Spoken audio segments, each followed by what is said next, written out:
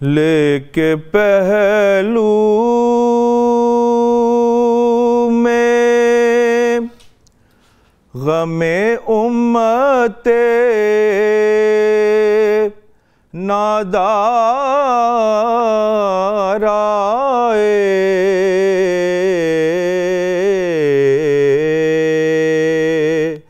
لے کے پہلو میں غم امت نادار آئے،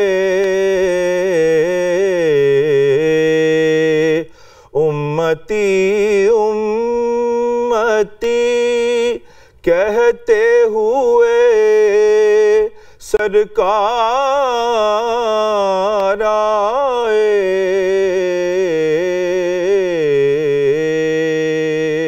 امتی امتی کہتے ہوئے سرکار آئے، سن کے سرکار مدینہ کی ولادت کی خبر، سن کے سرکار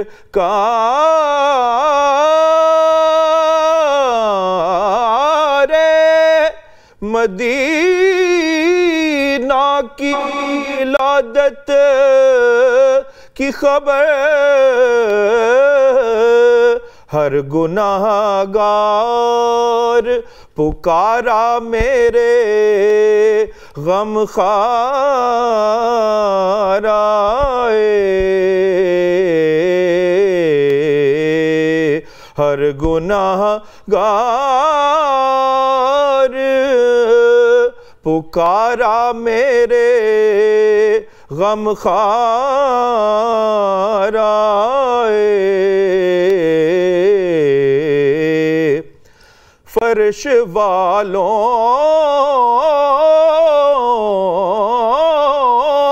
کے مقدر کا ستارہ چمکا، فرش والوں کے مقدر کا ستارہ چمکا، شور اٹھا کے غریبوں کے مددگار آئے، شور اٹھا کے غریبوں کے مددگار آئے،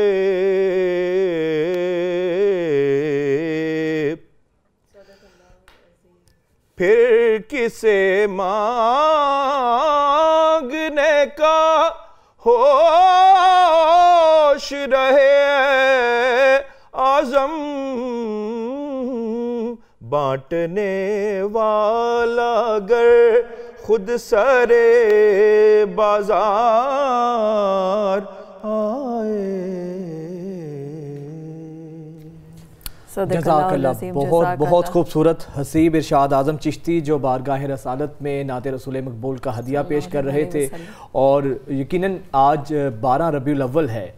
12 ربیع الاول کو کون نہیں جانتا کہ دنیا کا جو سب سے مقدس واقعہ ہے، جو پوری دنیا کے لیے باعث رحمت واقعہ ہے، وہ آج کے دن یعنی کہ 12 ربیع الاول کو آقا دو جہاں، محسن انسانیت، فخر انسانیت، آپ حضرت محمد صلی اللہ علیہ وآلہ وسلم کا یوم ولادت ہے، اور مسلمانوں کے لیے یقیناً اس سے بڑی کوئی خوشی ہو نہیں سکتی ہے۔ دو عظیم واقعات اس ماہ مقدس میں ہوئے ہیں ربیع الاول میں، ایک تو آپ صلی اللہ علیہ وسلم کی یوم ولادت، اور پھر آپ کا وصال بھی اسی مہینے میں ہوا ہے۔ اور آج کے دن کی اگر مناسبت کی جائے تو آج تو ویسے ہی جمعۃ المبارک ہے، اور پھر جمعۃ المبارک کے دن اتنا خوبصورت دن، تو دو سعادتیں ایک ہی دن میں سب کو نصیب ہو گئی ہیں۔ اور اس وقت ملک بھر میں رات سے ہی آپ نے دیکھا ہے کہ مساجد میں رونقیں آباد ہیں، جو گلی بازار ہیں ان کو خوبصورت طریقے سے سجایا ہوا ہے، کیونکہ نبی کریم صلی اللہ علیہ وسلم کی ولادت کا جشن ہے نا، تو ساری رات مساجد میں اذکار ہوتے رہے، نوافل ادا کیے جاتے رہے، ذکر و اذکار کی محفل ہوتی رہی، کہیں نعت خواں جو ہیں وہ بارگاہ رسالت میں تحفہ پیش کرتے رہے۔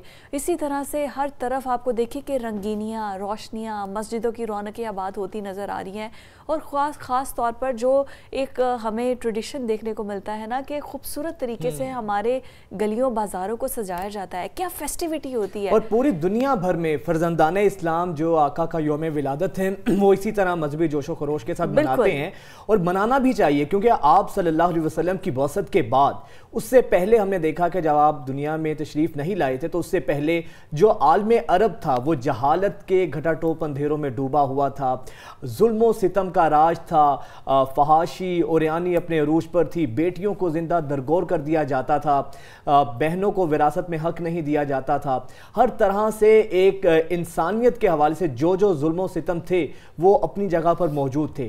لیکن آپ صلی اللہ علیہ وسلم کی اس دنیا میں آنے کے بعد، پھر آپ کی تعلیمات کے بعد، وہی عرب جو ایک دوسرے کی جانوں کے دشمن تھے وہ ایک دوسرے کے لیے جان دینے والے بن گئے، اصل میں پہلے انسانیت تھی تھی نہیں، پہلے حیوانوں کی طرح تو وہ لوگ رہتے تھے، پھر اس کے بعد جب اسلام آیا، اسلام کی روشنی پھیلی، نبی کریم صلی اللہ علیہ وسلم نے لوگوں کو جب بتایا اسلام کے بارے میں، اسلامی اور دینی تعلیمات کے بارے میں بتایا، کیونکہ اللہ تعالیٰ نے خود کہہ دیا نا کہ اس کے بعد دین مکمل ہو گیا اور نبی کریم صلی اللہ علیہ وسلم میرے آخری رسول ہیں، تو پھر جب دین تمام ہو گیا تو اس کے بعد انسانیت، انسانی زندگی کے ہر پہلو کی روشنی ہمیں دین سے مل سکتی ہے، ہر مسئلے کا حل ہمیں دین سے مل سکتا ہے۔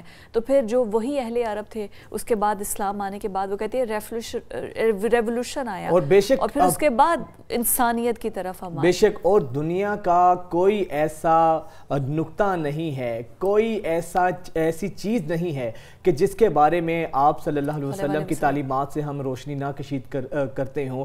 ہر طرح سے آپ صلی اللہ علیہ وسلم کی جو زندگی ہے وہ ہمارے لیے ایک نمونہ ہے، عملی نمونہ ہے۔ اور آج اسی دن کی مناسبت سے ہمارے ساتھ موجود ہیں معروف مبلغ اسلام مولانا یوسف جمیل صاحب۔ بہت شکریہ مولانا صاحب آپ کے وقت کا۔ مولانا یوسف جمیل صاحب یہ بتائیے گا کہ آج 12 ربیع الاول ہے اور ملک بھر میں دنیا بھر میں میلاد منائے جا رہے ہیں، محافل کا انعقاد کیا جا رہا ہے۔ سر آپ سے میرا یہ سوال ہے کہ کس طریقے سے میلاد منایا جائے، سیرتوں کو منانے کا طریقہ کیا ہونا چاہیے؟ جی وجاد بھائی، وعلیکم السلام ورحمۃ اللہ وبرکاتہ۔ بسم اللہ الرحمن الرحیم، والصلاة والسلام علی نبیہ الامین وعلی آلہ واصحابہ اجمعین۔ جی وجاد بھائی، سب سے پہلے تو میں اس بات پہ اللہ کا شکر ادا کر رہا ہوں کہ اس موضوع پہ آپ سے بات چیت کرنے کا موقع ملا۔ کہاں ہم اور کہاں ہمارے آقا دو جہاں حضرت محمد صلی اللہ علیہ وسلم کی ہستی کہ میں اور آپ ان کا ذکر کریں۔ یقیناً وہ ہستی ہیں جن کے وجود جب وہ تشریف لائے اس دنیا میں تو وہ دن تھا کہ جس میں انسان یا انسانیت نہیں بلکہ یہ پوری کی پوری کائنات خوشی منا رہی تھی، چاہے وہ جاندار تھی یا بے جان، کہ ایسی ہستی اللہ نے اس کائنات کو عطا فرمائی کہ جس پہ پورے کا پورا دو عالم، دونوں جہاں اور پوری کائنات جو ہے وہ خوشی سے جھوم رہے تھے۔ تو ہمارے لیے سب سے بڑی سعادت کی بات تو یہی ہے آج کہ ہم ان کی اتنی ہمارے پیارے آقا صلی اللہ علیہ وسلم کے بارے میں گفتگو کر رہے ہیں۔ بالکل، بے شک۔ اور دوسرے نمبر پہ جو آپ نے فرمایا کہ میلاد کو ہم کیسے منائیں، بے شک وجاہت بھائی دیکھیں یہ خوشی منانے کی چیز ہے کہ اللہ تعالیٰ نے ہمیں اتنی عظیم ہستی سے نوازا، اس میں کوئی دو رائے نہیں ہے، کوئی شک نہیں ہے کہ ان کی اس آمد کے دن پر ہم جتنی بھی خوشی کا اظہار کریں جس طرح بھی اظہار کریں وہ بہت کم ہے، ان کا حق ہم ادا نہیں کر سکتے۔ لیکن یہاں یہ سوال پیدا ہوتا ہے کہ کیا ہمارے نبی جو اللہ تعالیٰ نے ہمیں انعام بخشا اس امت کو، اور ہم خوش قسمت ہیں کہ ہمیں اللہ نے ہمارے نبی صلی اللہ علیہ وسلم عطا فرمائے، تو کیا صرف ہم ان کی زندگی کو ان کے میلاد کی حد تک محدود کر دیں گے؟ کیا کیا صرف ان کو تب یاد کریں گے کہ جب ان کی ولادت کا دن آئے گا، یوم پیدائش آئے گا، کیا تب ہم یاد کریں گے؟ یا جس مقصد کے لیے ہمیں نبی صلی اللہ علیہ وسلم عطا کیے گئے اس مقصد کو سامنے رکھیں گے؟ بالکل۔ تو یہاں سوال یہ پیدا ہوتا ہے کہ ہمارے نبی کی زندگی کو منانا اصل ہے یا ہمارے نبی صلی اللہ علیہ وسلم کی زندگی کو اپنانا اصل ہے؟ ہاں، یا میں بطور مسلمان اپنے سے سوال کروں اگر کہ کیا مجھے میرے نبی اس لیے عطا کیے گئے کہ میں 10 دن 12 دن ان کی ولادت کی خوشی مناؤں، اور جیسے ہی وہ یوم ولادت گزرے پھر میں سب کچھ بھول جاؤں اور اسی زندگی میں مست ہو جاؤں جو میں 12 ربیع الاول سے پہلے گزار رہا تھا؟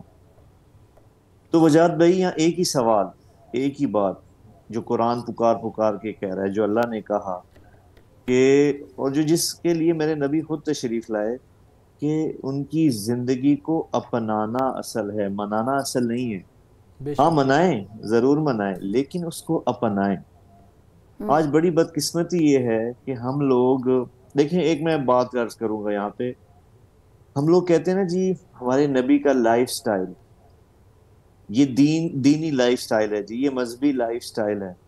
وجاہت بھائی لائف سٹائل اور چیز ہوتی ہے اور لائف اور چیز ہوتی ہے۔ اس کی مثال میں آپ کو یوں دوں گا کہ دیکھیں سانس لینا، آپ اس کو لائف سٹائل کہیں گے یا لائف کہیں گے؟ لائف کہیں گے۔ بالکل۔ کھانا کھانا یہ لائف ہے، سونا یہ لائف ہے، اور اپنی ضروریات وہ جن کے بنا ہم زندہ نہیں رہ سکتے، وہ لائف سٹائل نہیں ہوتا، وہ لائف ہوتی ہے۔ تو یہاں تھوڑا سا اس بات کو سمجھنے کی ہم کوشش کریں کہ میرے نبی کی زندگی، میرے پیارے آقا صلی اللہ علیہ وسلم کی زندگی وہ لائف سٹائل نہیں ہے، وہ لائف ہے، کہ ان کے بغیر، ان کی مانے بغیر، ان کی زندگی کی اس پہ، ان کی سیرت پہ چلے بغیر ہم بالکل ایسے ہی ہیں جیسے ہم لائف کو ختم کر رہے ہیں، روحانی لائف کو۔ تو یہ ہمارے جو کہا جاتا ہے نا جی لائف سٹائل، نہیں، میرے نبی کی زندگی آپشن نہیں ہے۔ دیکھیں اگر تو سانس لینے میں ہمارے پاس آپشن ہے نا کہ میں سانس لوں یا نہ لوں، تو پھر تو بات ٹھیک ہے، لیکن اگر سانس لینے میں آپشن نہیں ہے وجاہت بھائی، تو ہمارے پاس ہمارے نبی کی زندگی کو اپنائے بغیر آگے بڑھنا یہ بھی آپشن نہیں ہے۔ بدقسمتی ہے وجاہت بھائی کہ ہم نے ان کی زندگی کو ایسے جو مواقع آتے ہیں ان تک محدود کر دی ہے۔ ابھی بھی آپ سے بات کرتے ہوئے گلی کے باہر بہت زیادہ وہ جلوسوں کی آواز ہے، شور شرابہ ہے، نعرے لگ رہے ہیں، جو کہ اچھی چیز ہے، اظہار کرنا، اظہار محبت بہت اچھی چیز ہے، لیکن اصل زندگی تو، اصل بات تو ہے کہ ہم نے ان کی زندگی کو اپنانا ہے۔ مولانا صاحب بات ہی یہی ہے کہ ہم پریکٹسنگ مسلم تو ہے نہیں، ہم تو مسلمان گھرانے میں پیدا ہو گئے، کلمہ پڑھ لیا، اپنے ارد گرد ماحول دیکھ لیا، ہم نے کبھی اسلام کو اس طریقے سے جانا ہی نہیں، پڑھا ہی نہیں، اور کبھی اس سے روشنی اور رونمائی لینے کی، ہاں شعوری طور پہ بھی ہم نے اس سے کوئی کوشش ہی نہیں کی کہ وہ ہماری زندگی کو کیسے سنوارے، اور نہ ہمیں اپنے ایکیڈیمک میں کچھ ایسا کلچر نظر آیا، نہ ہمیں ارد گرد معاشرے میں کچھ ایسی اچھائیاں نظر آئی جس سے پتہ چلے۔ ہم سے زیادہ جو اسلامک چیزیں ہیں، جو اسلامک ویلیوز ہیں، وہ تو ویسٹ نے اڈاپٹ کر لی ہیں۔ جی آپ نے بہن بالکل ٹھیک کہا۔ دیکھیں آج جو لوگ، جو قومیں کامیاب ہیں، اتنی بڑی ہماری بدقسمتی ہے کہ وہ ان اصولوں پر قائم ہیں، ان زندگی کے اصولوں کو اپنائے ہوئے ہیں جو میرے آقا صلی اللہ علیہ وسلم نے بتائے، اور بڑی بدقسمتی ہے ہماری کہ دیکھیں ہم ان کے امتی ہو کر ان سارے اصولوں سے پیچھے ہٹ گئے، ان سارے اصولوں کو ہم نے ترک کر دیا ہے جن کی بنا پہ ہم نے دنیا میں بھی کامیاب ہونا تھا اور آخرت میں بھی کامیاب ہونا تھا۔ اور ایک بڑی بنیادی بات آپ نے کی، دیکھیں کہیں تذکرہ ہی نہیں ہے ہمارے نبی صلی اللہ علیہ وسلم کا۔ کتنی بدقسمتی ہے، محرومی ہے کہ اسکول بچے کو ہم بھیجتے ہیں، اس پہ کتابوں کا بوجھ لاتے ہیں، اس پہ پڑھائی کا بوجھ لاتے ہیں، اور اس کے سارے تعلیمی سفر کے دوران کہیں اس کو سیرت اپنے نبی کی زندگی نہیں سکھاتے، ہم نہیں بتاتے. تو یہ کتنا بڑا المیہ ہے کہ ایسی ہستی ہمارے پاس ہے، اور اس سے ہم خود بھی ناآشنا رہتے ہیں اور اپنی آنے والی نسل کو بھی ناآشنا رکھتے ہیں. مولانا صاحب یہ بتائیے گا کہ دن میں 5 دفعہ ممبر و محراب سے اذان ہوتی ہے. ہم لوگ اسلامک ملک میں رہتے ہیں، ہمارا ملک بھی اسلامی ہے، اسلام کے نام پر بنا، اور دنیا کی واحد یہ ایسی ریاست ہے جو اسلام کے نام پر بنی ہے. ہمارا آئین بھی اسلامی ہے. اس کے علاوہ وجہ کیا ہے سر؟ ہم سیرتیں منانے پر تو بہت زور دیتے ہیں، لیکن سیرتیں اپناتے نہیں ہیں. وہ پریکٹیکل دین دنیا کا شاید کوئی بھی ایک ایسا گوشہ بھی اگر ڈھونڈنے لگیں کہ جہاں پر کوئی ہم سے پوچھے کہ یار اسلام عملی طور پہ ہم کہاں دیکھ سکتے ہیں، کہ تو شاید آپ یا میں کوئی ایک ایسا کوئی چپا بھی، ایک ایسا کوئی حصہ بھی نہیں ہوگا اس دنیا کا جہاں پہ ہم دکھا سکیں، جہاں پہ پریکٹیکل اسلام دیکھا جا سکے. اتنی کنٹراڈکشن کیوں ہے ہمارے قول و فعل میں؟ جی وجاد بھائی، جب کسی بھی قوم پہ، کسی بھی خطے پہ زوال آتا ہے تو ان کے دن بھی جو ہے وہ اندھیروں میں بدل جاتے ہیں، ان کی روشنیاں بھی جو ہیں وہ تاریک ہو جاتی ہیں. یہ بہت خوفناک زوال ہے ہمارے اوپر کہ آپ دیکھیں اس قدر خوبصورت ہستی کے ہوتے ہوئے، اس قدر پیاری ہستی کے ہوتے ہوئے، اس قدر بڑے رہنما کے ہوتے ہوئے ہم محرومیوں کا شکار ہیں. اور یہ ہماری بدقسمتی رہی کہ دیکھیں سب سے بڑی چیز جس کو آج میں کی مثال سے میں آپ کو بتانے کی کوشش کروں گا، جو آپ کے میڈیا سے بہت تعلق رکھتی ہے، جس کو ہم مارکیٹنگ کہتے ہیں نا، ایک ہی چیز کو بار بار دکھایا جاتا ہے، بار بار دکھایا جاتا ہے، حتیٰ کہ آپ تنگ بھی آ جاتے ہیں پھر بھی آپ کو سکرین پہ چیزوں کو دکھایا جا رہا ہے، بتلایا جا رہا ہے. تو جس چیز کو معاشرے میں زندہ کرنا ہوتا ہے جی، اس کا تذکرہ بہت ضروری ہوتا ہے. جیسے کہ اللہ تعالیٰ نے قرآن میں فرمایا وَذَكِّرْ فَإِنَّ الذِّكْرَى تَنفَعُ الْمُؤْمِنِينَ. اللہ فرماتے ہیں ذکر کرو کیونکہ ذکر کرنا ہی نفع دے گا. تو وجاد بھائی بدقسمتی ہے کہ ہمارے مجالس میں، محافل میں، مدارس میں، اسکولوں میں، کالج میں، یونیورسٹی میں، گھروں میں تذکرہ ہی ختم ہو گیا. آپ مجھے بتائیں کون سے والدین یا کون سے اساتذہ یا کون سے تربیت کرنے والے بیٹھا کے ہمیں یہ سمجھاتے ہیں کہ یار ہمارے نبی ہیں، ہمارے نبی کی یہ لائف ہے، انہوں نے یہ چیزیں بتائی ہیں، یہ کرنا، یہ چھوڑنے کو کہا. ہماری محافل میں تو باتیں ہی نہیں ہوتی. تو جس چیز کا تذکرہ وجاد بھائی مٹ جائے گا، انفارچونیٹلی وہ چیز، اس چیز کا وجود بھی مٹ جائے گا. آپ بڑے بڑے دیکھیں یہ جو ملٹی نیشنل کمپنیز ہیں، بڑے بڑے برانڈز ہیں، ان کا بجٹ تو اٹھا کے دیکھیے کہ کتنا بلینز آف روپیز یہ خرچ کرتے ہیں اپنی ایڈورٹائزمنٹ پہ. تو ہم نے کبھی سوچا ہی نہیں، کبھی اس پہ فکر ہی نہیں کی کہ یار اتنا بدحالی ہے. اصل میں مولانا صاحب ہم نے مذہب کو، نبی کریم صلی اللہ علیہ وسلم کو ہم اتنے فرقہ واریت میں بٹ گئے ہیں کہ ہر فرقے نے اپنا ہی دین اور اپنی ایک الگ دکان کھول لی ہے. اور پھر اگر آپ کسی ایک دین، کوئی ایک فرقہ اگر کوئی اس طرح سے کرتا ہے، چاہے مارکیٹنگ میں یا چاہے اپنا، دوسرا فرقہ اس سے اختلاف کر دیتا ہے.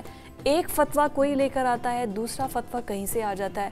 ہم نے اپنے مذہب کو اپنے ہاتھوں سے خود خراب کر دیا ہوا ہے. حالانکہ مذہب ایک، نام اسلام، قرآن ایک ہے جو تمام مسلمانوں کے لیے ہے، نبی کریم کی ذات ایک ہے، حضرت علی کی ذات ایک ہے، اللہ تعالیٰ کی ذات ایک ہے. سارے ویژنز کلیئر ہونے کے باوجود بھی ہم نے خود کو ڈیوائیڈ کر دیا.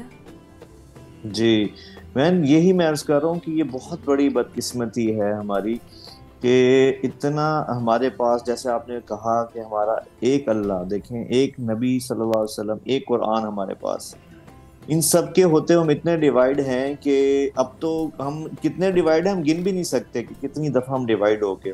جی اور یہ بہت بڑی بدقسمتی ہے کہ ہمارے پاس، دیکھیں یہی تو بات ہے، اگر سیرت کو سمجھا، اگر ہمارے علماء جو اور فرقہ جتنے بھی ہیں فرقے، اگر یہ سیرت کی روح کو سمجھتے کہ ہمارے نبی آئے کس، دیکھیں ہمارے نبی تو آئے جوڑنے کے لیے تھے. آپ سوچیں جو اتنے سخت لوگوں میں آئے کہ جن کے درمیان ایسی سخت دشمنیاں تھیں کہ معمولی سی بات پر قتل ہو جاتے تھے، معمولی سی بات پر جنگیں چھڑ جاتی تھیں. عرب اس وقت کا آپ تصور فرمائیں نا کہ عرب کے حالات کیسے تھے. تو ہمارے نبی نے آ کے کیسے انہی عربوں کو ایسا تربیت کی کہ وہ دنیا کے لیڈر بن گئے. تو بدقسمتی یہ نا جی کہ ہمارے پاس ان باتوں یہی تو میں عرض کر رہا ہوں کہ سیرت پہ تو کوئی نہیں چل رہا. میں اپنے فرقے پہ چل رہا ہوں, آپ اپنے فرقے پہ چل رہے ہیں, اور جو بدقسمتی سے جنہوں نے ہمیں بتانا تھا وہ بھی اپنے فرقے کو پروموٹ کر رہے ہیں, سیرت کو نہیں پروموٹ کر رہے. اپنے نبی کی بات کو دیکھیں, ہمارے نبی کی تعلیمات تو بھری پڑی ہیں. اللہ نے کیا فرمایا, وَمَا أَرْسَلْنَاكَ إِلَّا رَحْمَةً لِّلْعَالَمِينَ. ذرا غور فرمائے اس آیت پہ کہ اللہ فرما رہے ہیں کہ ہم نے آپ کو رحمت بنا کے بھیجا. اور کتنی بدقسمتی یہ ہے کہ جس ذات کو رحمت بنا کے بھیجا, ہم نے اسی کی ذات کو, انہی کو بنیاد بنا کے, انہی کی باتوں پہ ہم نے سارے کے دین کو زحمت بنا دیا لوگوں کے لیے. جی تو یہی بات میں ڈسکس کرنا چاہ رہی تھی. لیکن آج کے دن کی مناسبت سے ہمارے جو ویورز آپ کو سن رہے ہیں, نبی کریم صلی اللہ علیہ وسلم کے اس جہان سے جانے کے بعد بھی صحابہ کرام بھی تو ان کی ولادت کا جشن مناتے ہوں گے, یہ روایت تو چلتی آ رہی ہے.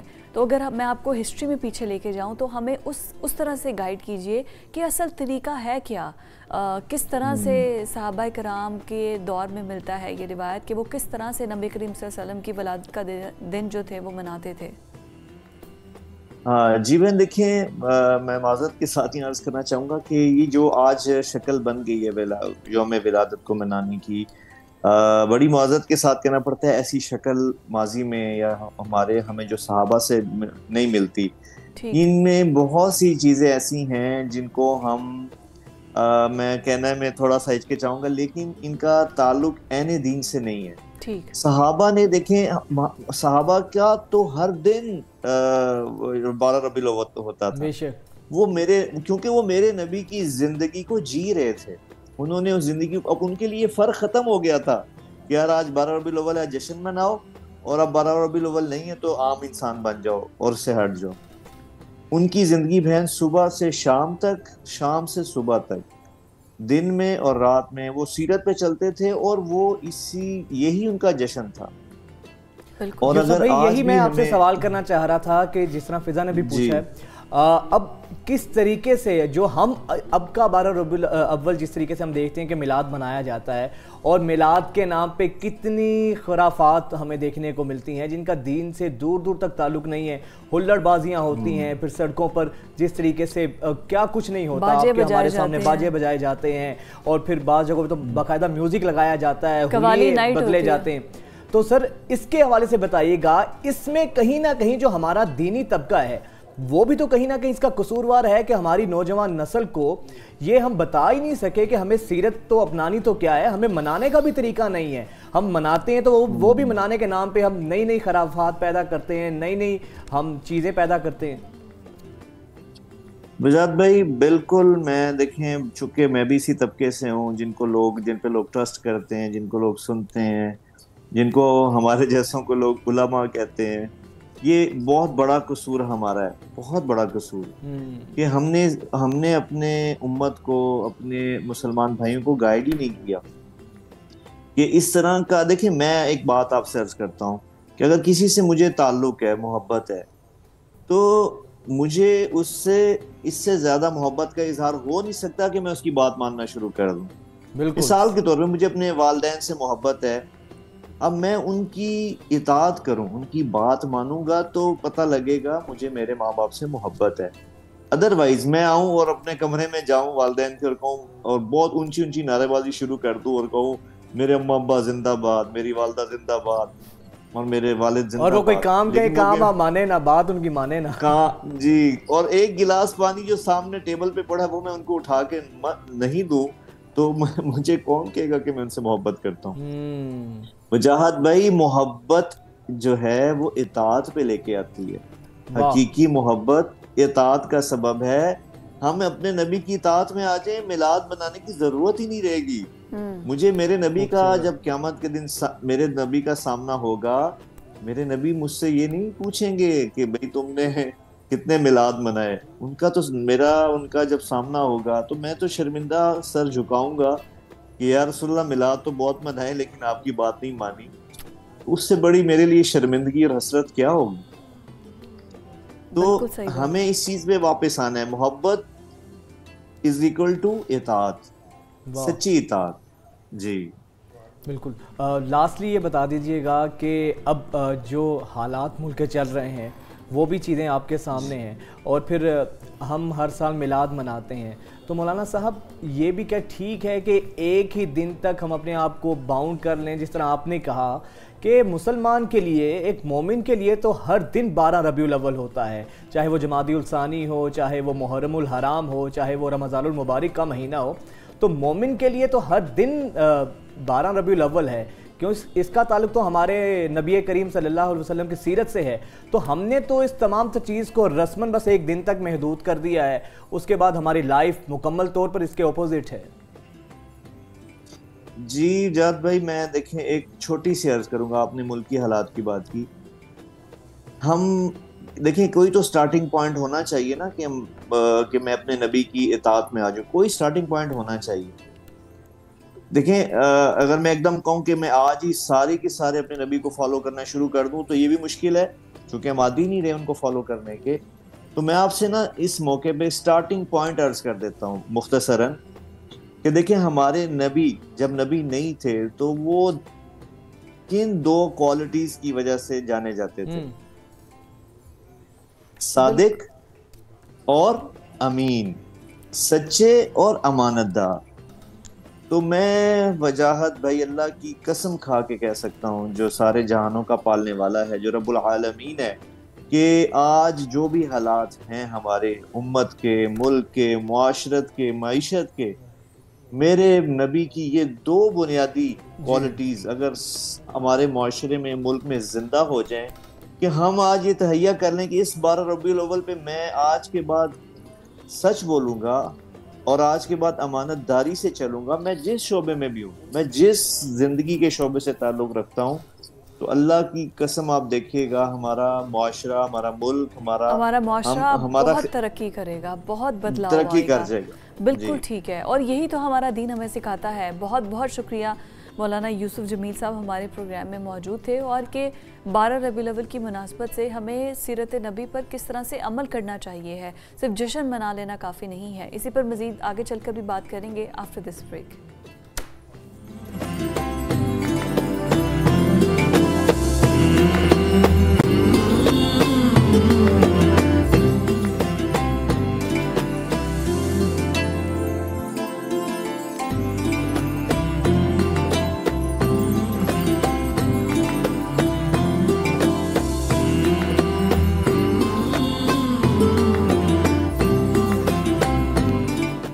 ناظرین، اسلامی خطاطی کا قرآن کریم سے بہت گہرا تعلق ہے، اور قرآنی آیات اور صورتوں کی جس طریقے سے خوبصورت طریقے سے ہر کسی کا نا ایک محبت کا اظہار کا ذریعہ ہوتا ہے نا، ہر کسی کا اپنے اللہ سے، اپنے نبی کریم صلی اللہ علیہ وآلہ وسلم سے ایک محبت اور عقیدت کا تعلق ہوتا ہے، اور اس کے اظہار کا جو طریقہ ہے وہ بھی اس کا مختلف ہوتا ہے، اپنا مخصوص انداز ہوتا ہے. کوئی ہاتھ سے لکھتا ہے، کوئی تصویریں بناتا ہے، کوئی جو ہے روضہ رسول کو پکچرائز کر کے اس کو، یہ بالکل یہ مختلف طریقے ہیں اپنے اللہ سے، اس کے نبی سے محبت کے اظہار کے طریقے. آج ایسی ہی ایک بڑی زبردست خطاط ہیں، اور ان کی ہی محبت کا طریقہ جو کہ امارہ افشین ہے. انہوں نے اپنے نبی سے، اپنے دین سے، اپنے اللہ سے محبت کا اتنا خوبصورت طریقہ اظہار محبت کا اپنایا ہے کہ انہوں نے فضا پورے قرآن کو اپنے ہاتھ سے اتنی خوبصورتی سے، اتنی نفاست کے ساتھ لکھا ہے، اور جتنی خوبصورت جگہ پر لکھا ہے، مسجد نبوی کے سامنے انہوں نے بیٹھ کے لکھا ہے. کیا خوبصورت انداز میں، یہ آپ فوٹیج بھی دیکھ سکتے ہیں کہ مسجد نبوی کے سامنے بیٹھ کر امارہ یہ اس طرح سے قرآن مجید کی آیات اپنے ہاتھ سے لکھ رہی ہیں. مطلب کیا، ایک تو منظر بھی خوبصورت، پھر جو کام کر رہی ہیں وہ بھی خوبصورت. اور امارہ کا یہ قرآن مجید مسجد نبوی کی لائبریری میں رکھا گیا ہے. یہ امارہ کا اعزاز ہے، اور یہ اعزاز ان کو اپنے اللہ اور اس کے نبی سے محبت کے صدقے کے بدولت ملا ہے، جتنی اللہ نے ان کو عزت دی ہے. اور یقیناً یہی خوبصورت جیسچرز ہوتے ہیں. ابھی 2 قرآن پاک وہ لکھ چکی ہیں، تیسرا وہ لکھ رہی ہیں، اور سعودی عرب کی طرف سے انہیں جو غلاف کعبہ کا ایک ٹکڑا ہے وہ بھی تحفے کے طور پر دیا گیا ہے، اور ان کی فن پاروں کی نمائش بھی ہو چکی ہے. تو آپ کی ملاقات کرواتے ہیں. امارہ افشین ہمارے ساتھ پروگرام میں آج موجود ہیں. امارہ، ویلکم ٹو نیوز مارننگ. انتہائی خوبصورت انداز میں ماشاءاللہ ہم نے آپ کی ویڈیوز بھی اسکرین پر چلائی ہیں، اپنے ہاتھ سے قرآن مجید لکھنا، یہ کس طرح سوچا، یہ کس طرح سے سلسلہ شروع ہوا؟ اپنی جرنی شیئر کیجیے گا۔ السلام علیکم ورحمۃ اللہ وبرکاتہ۔ سب سے پہلے آپ سب کا بہت بہت شکریہ کہ 12 ربیع الاول کے حوالے سے آپ نے مجھے اپنے پروگرام میں جو ہے وہ انوائٹ کیا۔ قرآن پاک کا سلسلہ میں آپ کو پہلے بھی اپنے انٹرویوز میں بتا چکی ہوں کہ میں اسٹڈیز سے فارغ ہوئی تو بس مجھے یہی تھا کہ کچھ نہ کچھ ایسا کرنا ہے جو دین کے حوالے سے ہو، تو اللہ تعالیٰ بچپن سے خطاطی کرتی تھی لیکن اس سلسلے کو کبھی سیریسلی نہیں لیا تھا۔ تو اسٹڈیز کے بعد پھر میں نے اپنا پہلا قرآن پاک جو ہے وہ الحمدللہ لکھا۔ تو اور قرآن پاک لکھنے کے بعد اللہ تعالیٰ سے ایک ہی دعا کی تھی کہ یا اللہ میں یہ قرآن پاک جو ہے تیرے ہی گھر میں ہدیہ کرنا چاہتی ہوں۔ تو اللہ تعالیٰ غفور الرحیم ہے، دعاؤں کو قبول کرنے والے ہیں۔ تو الحمدللہ میں نے جو ہے وہ اپنا قرآن پاک پہلا مسجد الحرم میں جو ہے وہ ہدیہ کیا، وہاں پر وقف کیا، اور میرے لیے بہت بڑی سعادت کی بات ہے کہ میرا الحمدللہ وہاں پر قرآن پاک بھی موجود ہے، جو ریسنٹلی ابھی میں عمرہ کرنے گئی تھی تو وہاں پر دیکھ کر بھی آئی۔ لیکن یہ قرآن پاک ایک چیز بتا دوں کہ یہ میں نے پبلکلی جو ہوتا ہے نا جیسے پبلک آ کر دیکھتی اس طرح سے نہیں دیا تھا، کہ اگر پبلکلی ہوتا تو پھر میرا شاید قرآن پاک وہاں پر رکھا نہیں جاتا۔ تو سیکنڈ اس سے بڑی کوئی سعادت نہیں ہوتی ہے، اور یقیناً جس طرح آپ نے لکھا ہے اور جتنے خوبصورت طریقے سے آپ نے اپنے محبت کا اظہار کا طریقہ اپنایا ہے، اس سے بڑی کیا سعادت ہے فضا کہ آپ کی جو اپنی صلاحیتیں ہیں وہ دین کے لیے، اللہ اور اس کے رسول کی محبت کے لیے صرف ہوں، آپ کی توانائیاں وہاں پر صرف ہوں۔ تو ہمارا یہ جو خطاطی کا فن ہے یہ آپ نے سیکھا باقاعدہ یا گاڈ گفٹڈ ٹیلنٹ تھا، اور کس طریقے سے آپ نے اس تمام تر معاملے پر عبور حاصل کیا؟ یہ میں نے جیسے کہ آپ کو بتایا کہ بچپن سے کرتی تھی، گاڈ گفٹڈ، سیکھا نہیں تھا کسی سے بھی، بنا سیکھے ہی الحمدللہ میں نے قرآن پاک لکھا تھا۔ اور ایک یہ بھی بات بتا دوں، کم لوگوں کو معلوم ہے کہ اگر میری ہینڈ رائٹنگ ویسے دیکھے نا تو کوئی پہچان بھی نہیں سکتا کہ ڈاکٹرز والی رائٹنگ ہے۔ صرف قرآن پاک ہے، یعنی قرآنی آیات ہیں، احادیث مبارکہ ہے جس کو میں خطاطی کے انداز میں لکھ سکتی ہوں اپنا۔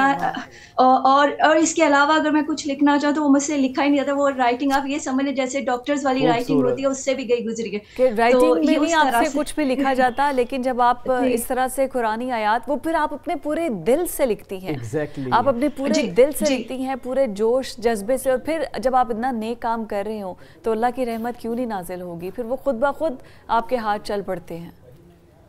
الحمدللہ اسی طرح پھر جب وہ قرآن پاک وہاں پر اپنا ہدیہ کر آئی تو وہیں پر ہی بیٹھ کر میں نے دوسرا قرآن پاک جو ہے وہ لکھنے کا آغاز کیا، اور پھر الحمدللہ وہاں پر اللہ تعالیٰ نے اتنی سعادت دی کہ وہاں پر مسجد الحرم میں جتنی بھی مناظر تھیں، حتیم کے اندر صفا مروہ، جبل رحمت اور مزدلفہ، منی، عرفات، غار حرا، اور اس کے علاوہ پھر مسجد نبوی صلی اللہ علیہ وسلم میں مجھے وہاں پر بیٹھ کر لکھنے کا شرف حاصل ہوا، یہاں تک کہ ریاض الجنہ میں الحمدللہ میں نے 2 بار جا کر قرآن پاک اپنے ہاتھ سے لکھا ہے الحمدللہ۔ اور اس کے علاوہ مجھے غار حرا میں یہ تھا کہ یہاں پر آپ صلی اللہ علیہ وسلم پر پہلی وحی نازل ہوئی تھی، اور وہی تو اقرا بسم ربک الذی خلق جو ہے یہ آیات سورہ علق کی ابتدائی نازل ہوئی تھی۔ تو میں نے اللہ سے دعا کی تھی کہ اللہ تعالیٰ اتنی ہمت اور طاقت دے کہ اس پہاڑ پر جو ہے وہ جا سکوں اور وہاں پر بیٹھ کر وہی آیات جو ہیں وہ لکھوں۔ پھر پہلی مرتبہ میں جب گئی غار حرا میں تو وہاں پر بیٹھ کر وہی آیات جو ہیں وہ قرآن پاک کی لکھی اور اس کو قرآن پاک کا حصہ بھی بنایا الحمدللہ۔ پھر اس کے علاوہ پھر جو طائف میں جب گئی تو طائف میں جہاں پر آپ صلی اللہ علیہ وآلہ وسلم کو زخمی کیا گیا تھا، اس جگہ پر بیٹھ کر جو ہے الحمدللہ مجھے قرآن پاک لکھنے کا شرف حاصل ہوا۔ مسجد رسول اللہ صلی اللہ علیہ وآلہ وسلم اس جگہ کا نام ہے جہاں پر وہ بیٹھ کر مجھے قرآن پاک لکھنے کی سعادت ملی۔ پھر اسی طرح سے آپ نے زیارتیں تو ساری کی ہیں ہمارا، یہ بتائیے اس پہ جذبات کیا ہوتے ہیں نا کہ جب آپ لکھ رہی ہیں, سامنے مسجد نبوی ہے اور پھر آپ اتنا زبردست کام کر رہی ہیں, ذرا اپنی کچھ, ہم یہ چاہ رہے ہیں کوئی فیلنگز, کوئی ایسا ساتھ, کوئی جذبات شیئر کیجئے گا کہ مسجد نبوی کے سامنے بیٹھ کر لکھنا. بالکل, ساتھ میں کون تھا, فیملی میں کیسے, کس نے سپورٹ کیا, اور سعودی گورنمنٹ کے ساتھ جب آپ نے ان کو یہ دیا تو پھر انہوں نے خانہ کعبہ کا ایک غلاف کعبہ کا ٹکڑا بھی آپ کو دیا, تو آپ سے آپ کے فیلنگز کے بارے میں جاننا چاہ رہے ہیں, کیسا محسوس ہوتا ہے؟ جب میں نے جب میں آپ کو ریاض الجنہ کا واقعہ سناتی ہوں, جب میں نے نیت کی, اللہ تعالیٰ سے دعا کی کہ اللہ تعالیٰ مجھے ریاض الجنہ میں اپنے ہاتھ سے قرآن پاک لکھنا ہے. ریاض الجنہ آپ کو معلوم ہے کہ جنت کا ٹکڑا ہے جہاں پر, جی, تو یہاں پر آپ نفل بہت مشکل سے ادا کرتے ہو, اور اگر وہاں پر آپ کو قرآن جیسی نعمت اپنے ہاتھ سے لکھنے پڑی تو بہت مشکل آ سکتی ہے. لیکن یقین کیجئے جب میں اندر داخل ہوئی اور میں نے قرآن پاک لکھنے کا آغاز کیا, اس ٹائم پر میرے ارد گرد اللہ کی طرف سے وہاں پر کوئی بھی موجود نہیں ہے, یعنی اتنا وہ ایریا کھلا تھا کہ کوئی عورت میرے قریب نہیں آتی تھی کہ یہ نہ ہو کہ کسی کا دھکا اگر مجھے لگ گیا تو میرے قرآن لکھتے ہوئے کوئی حرف جو ہے وہ خراب نہ ہو جائے. یہ اللہ کی طرف سے میں الحمدللہ, یہ اتنی بڑی میرے لیے نعمت تھی اور اتنی آسانی تھی. اور ایک دفعہ نہیں, دوسری دفعہ اسی طرح ہوا, جب میں اس دفعہ بھی عمرہ کرنے گئی تو قرآن پاک لکھنے, تیسرا اپنا الحمدللہ, تو وہاں پر بھی میں نے اسی طرح آپ یہ سمجھے کہ میں پہلی صف جو ہوتی ہے جب خواتین جاتی ہیں, سب کی کوشش ہوتی ہے سب سے آگے جا کر جو ہے وہ نوافل ادا کرے. نوافل ادا کرنے کے بعد جب میں نے قرآن پاک لکھنا شروع کیا تو سیم اسی طرح جیسے پچھلی دفعہ تھا کہ پورا ایریا خالی ہوگا, تو میرے ارد گرد کوئی بھی خاتون نہیں تھی. اور اسی طرح حتیم جو کہ خانہ کعبہ کا حصہ ہے, وہاں پر نفل پڑھنا بھی بہت مشکل ہے.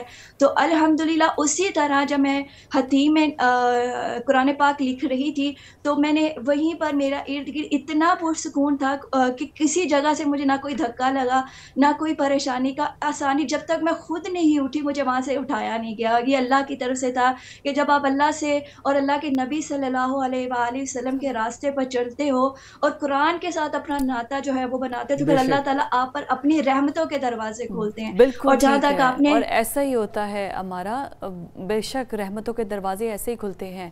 بہت اچھا لگا, امارہ افشین ہمارے ساتھ موجود تھی. Thank you so much for your time.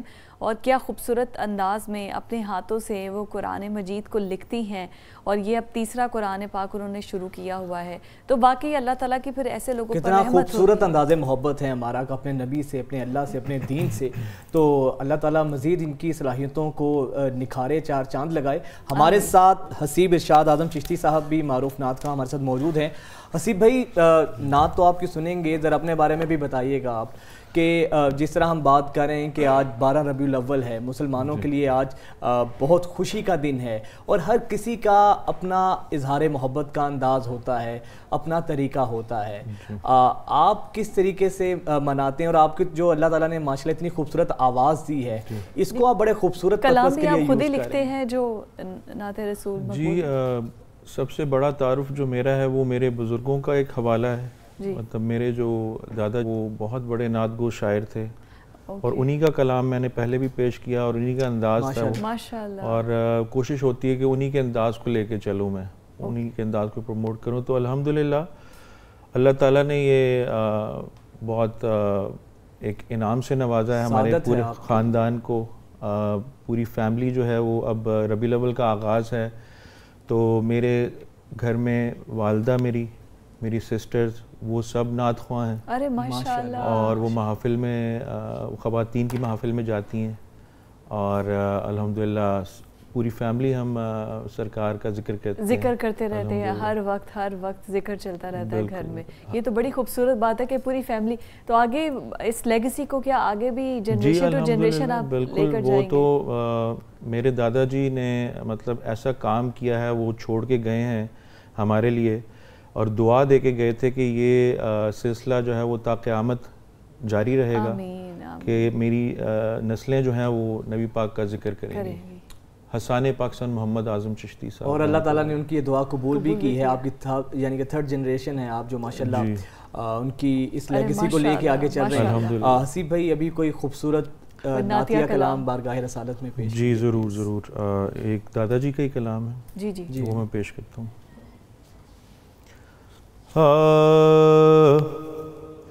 کسی کو کچھ نہیں ملتا تیری عطا کے بغیر،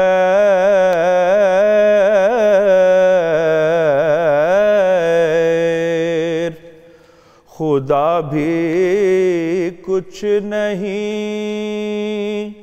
دیتا تیری رضا کے بغیر۔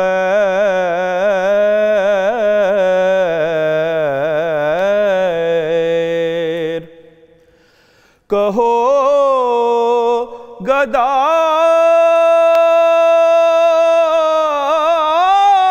سے نہ دستے طلب دراز کرے،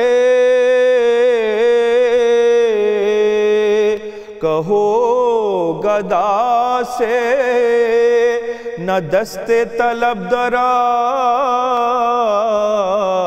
کرے، یہ در وہ ہے جہاں ملتا ہے التجا کے بغیر۔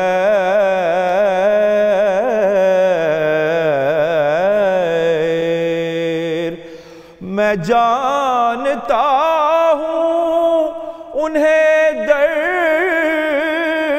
گزر کی عادت ہے،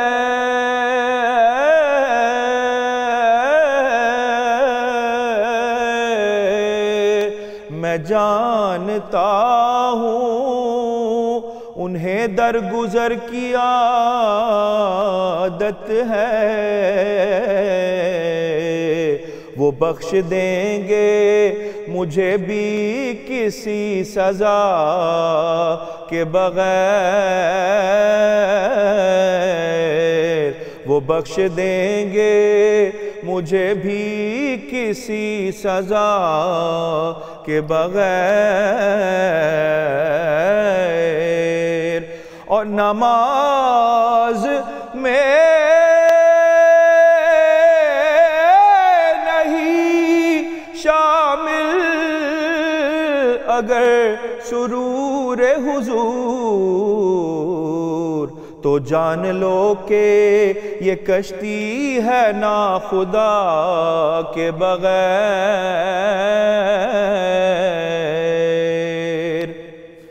میں سوچتا ہوں کہ اعظم شب طویل حیات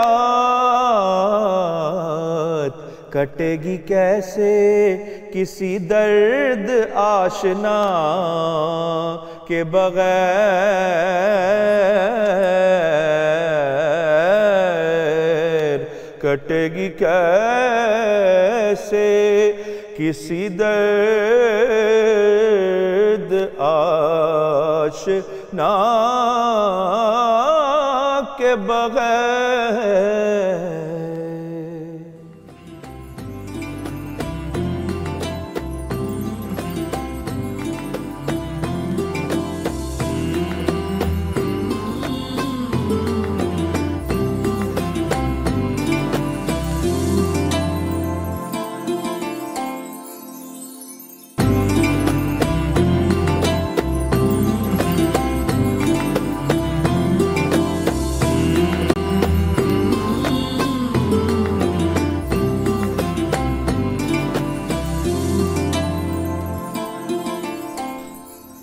welcome back to news morning. اور ابھی ہم یہ بابرکت مہینہ ہے ربیع الاول کا، آج 12 ربیع الاول ہے اور جمعۃ المبارک کا دن بھی ہے، تو یہ خوبصورت دن جس میں ہم نبی کریم صلی اللہ علیہ وسلم کی ولادت کا جشن منا رہے ہیں، ہر جگہ پر ذکر و اذکار کیا جا رہا ہے، ہر جگہ پر جو اسلامی تعلیمات ہیں ان کو روشن کیا جا رہا ہے، لیکن ہمارا سوال یہی ہے کہ ہم نے کیا سیرت نبی صلی اللہ علیہ وسلم سے کچھ حاصل کیا یا نہیں کیا، یا صرف ہم نے باقی دنوں کی طرح ایک جشن کے کرتے کرتے آج کا دن بھی گزار دیا لیکن عمل کچھ نہیں کیا۔ ہم نے سیرت نبی پر، ہم نے سیکھا سیرت نبی صلی اللہ علیہ وسلم سے، کچھ کچھ بھی نہیں.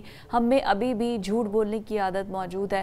ہم نے ابھی بھی صبح جب کام پر جانا ہے تو ہم نے خیانت کرنی ہے امانت میں, ہم نے جھوٹ سے کام لینا ہے, ہم نے رشوت سے کام لینا ہے, بڑوں کا ادب نہیں کرنا ہے. یہی تعلیمات تھی جو ہمیں اسلام نے سکھائی. اور آج کے دن کی مناسبت سے ہم کوشش کریں کہ آپ صلی اللہ علیہ وسلم کی حیات طیبہ جو کہ تمام زندگی کے پہلوؤں کا احاطہ کرتی ہے, ان پر ان کی ذات گرامی پر روشنی ڈالیں, کوشش کریں کہ ان کی ذات کے تمام پہلوؤں کا احاطہ کریں.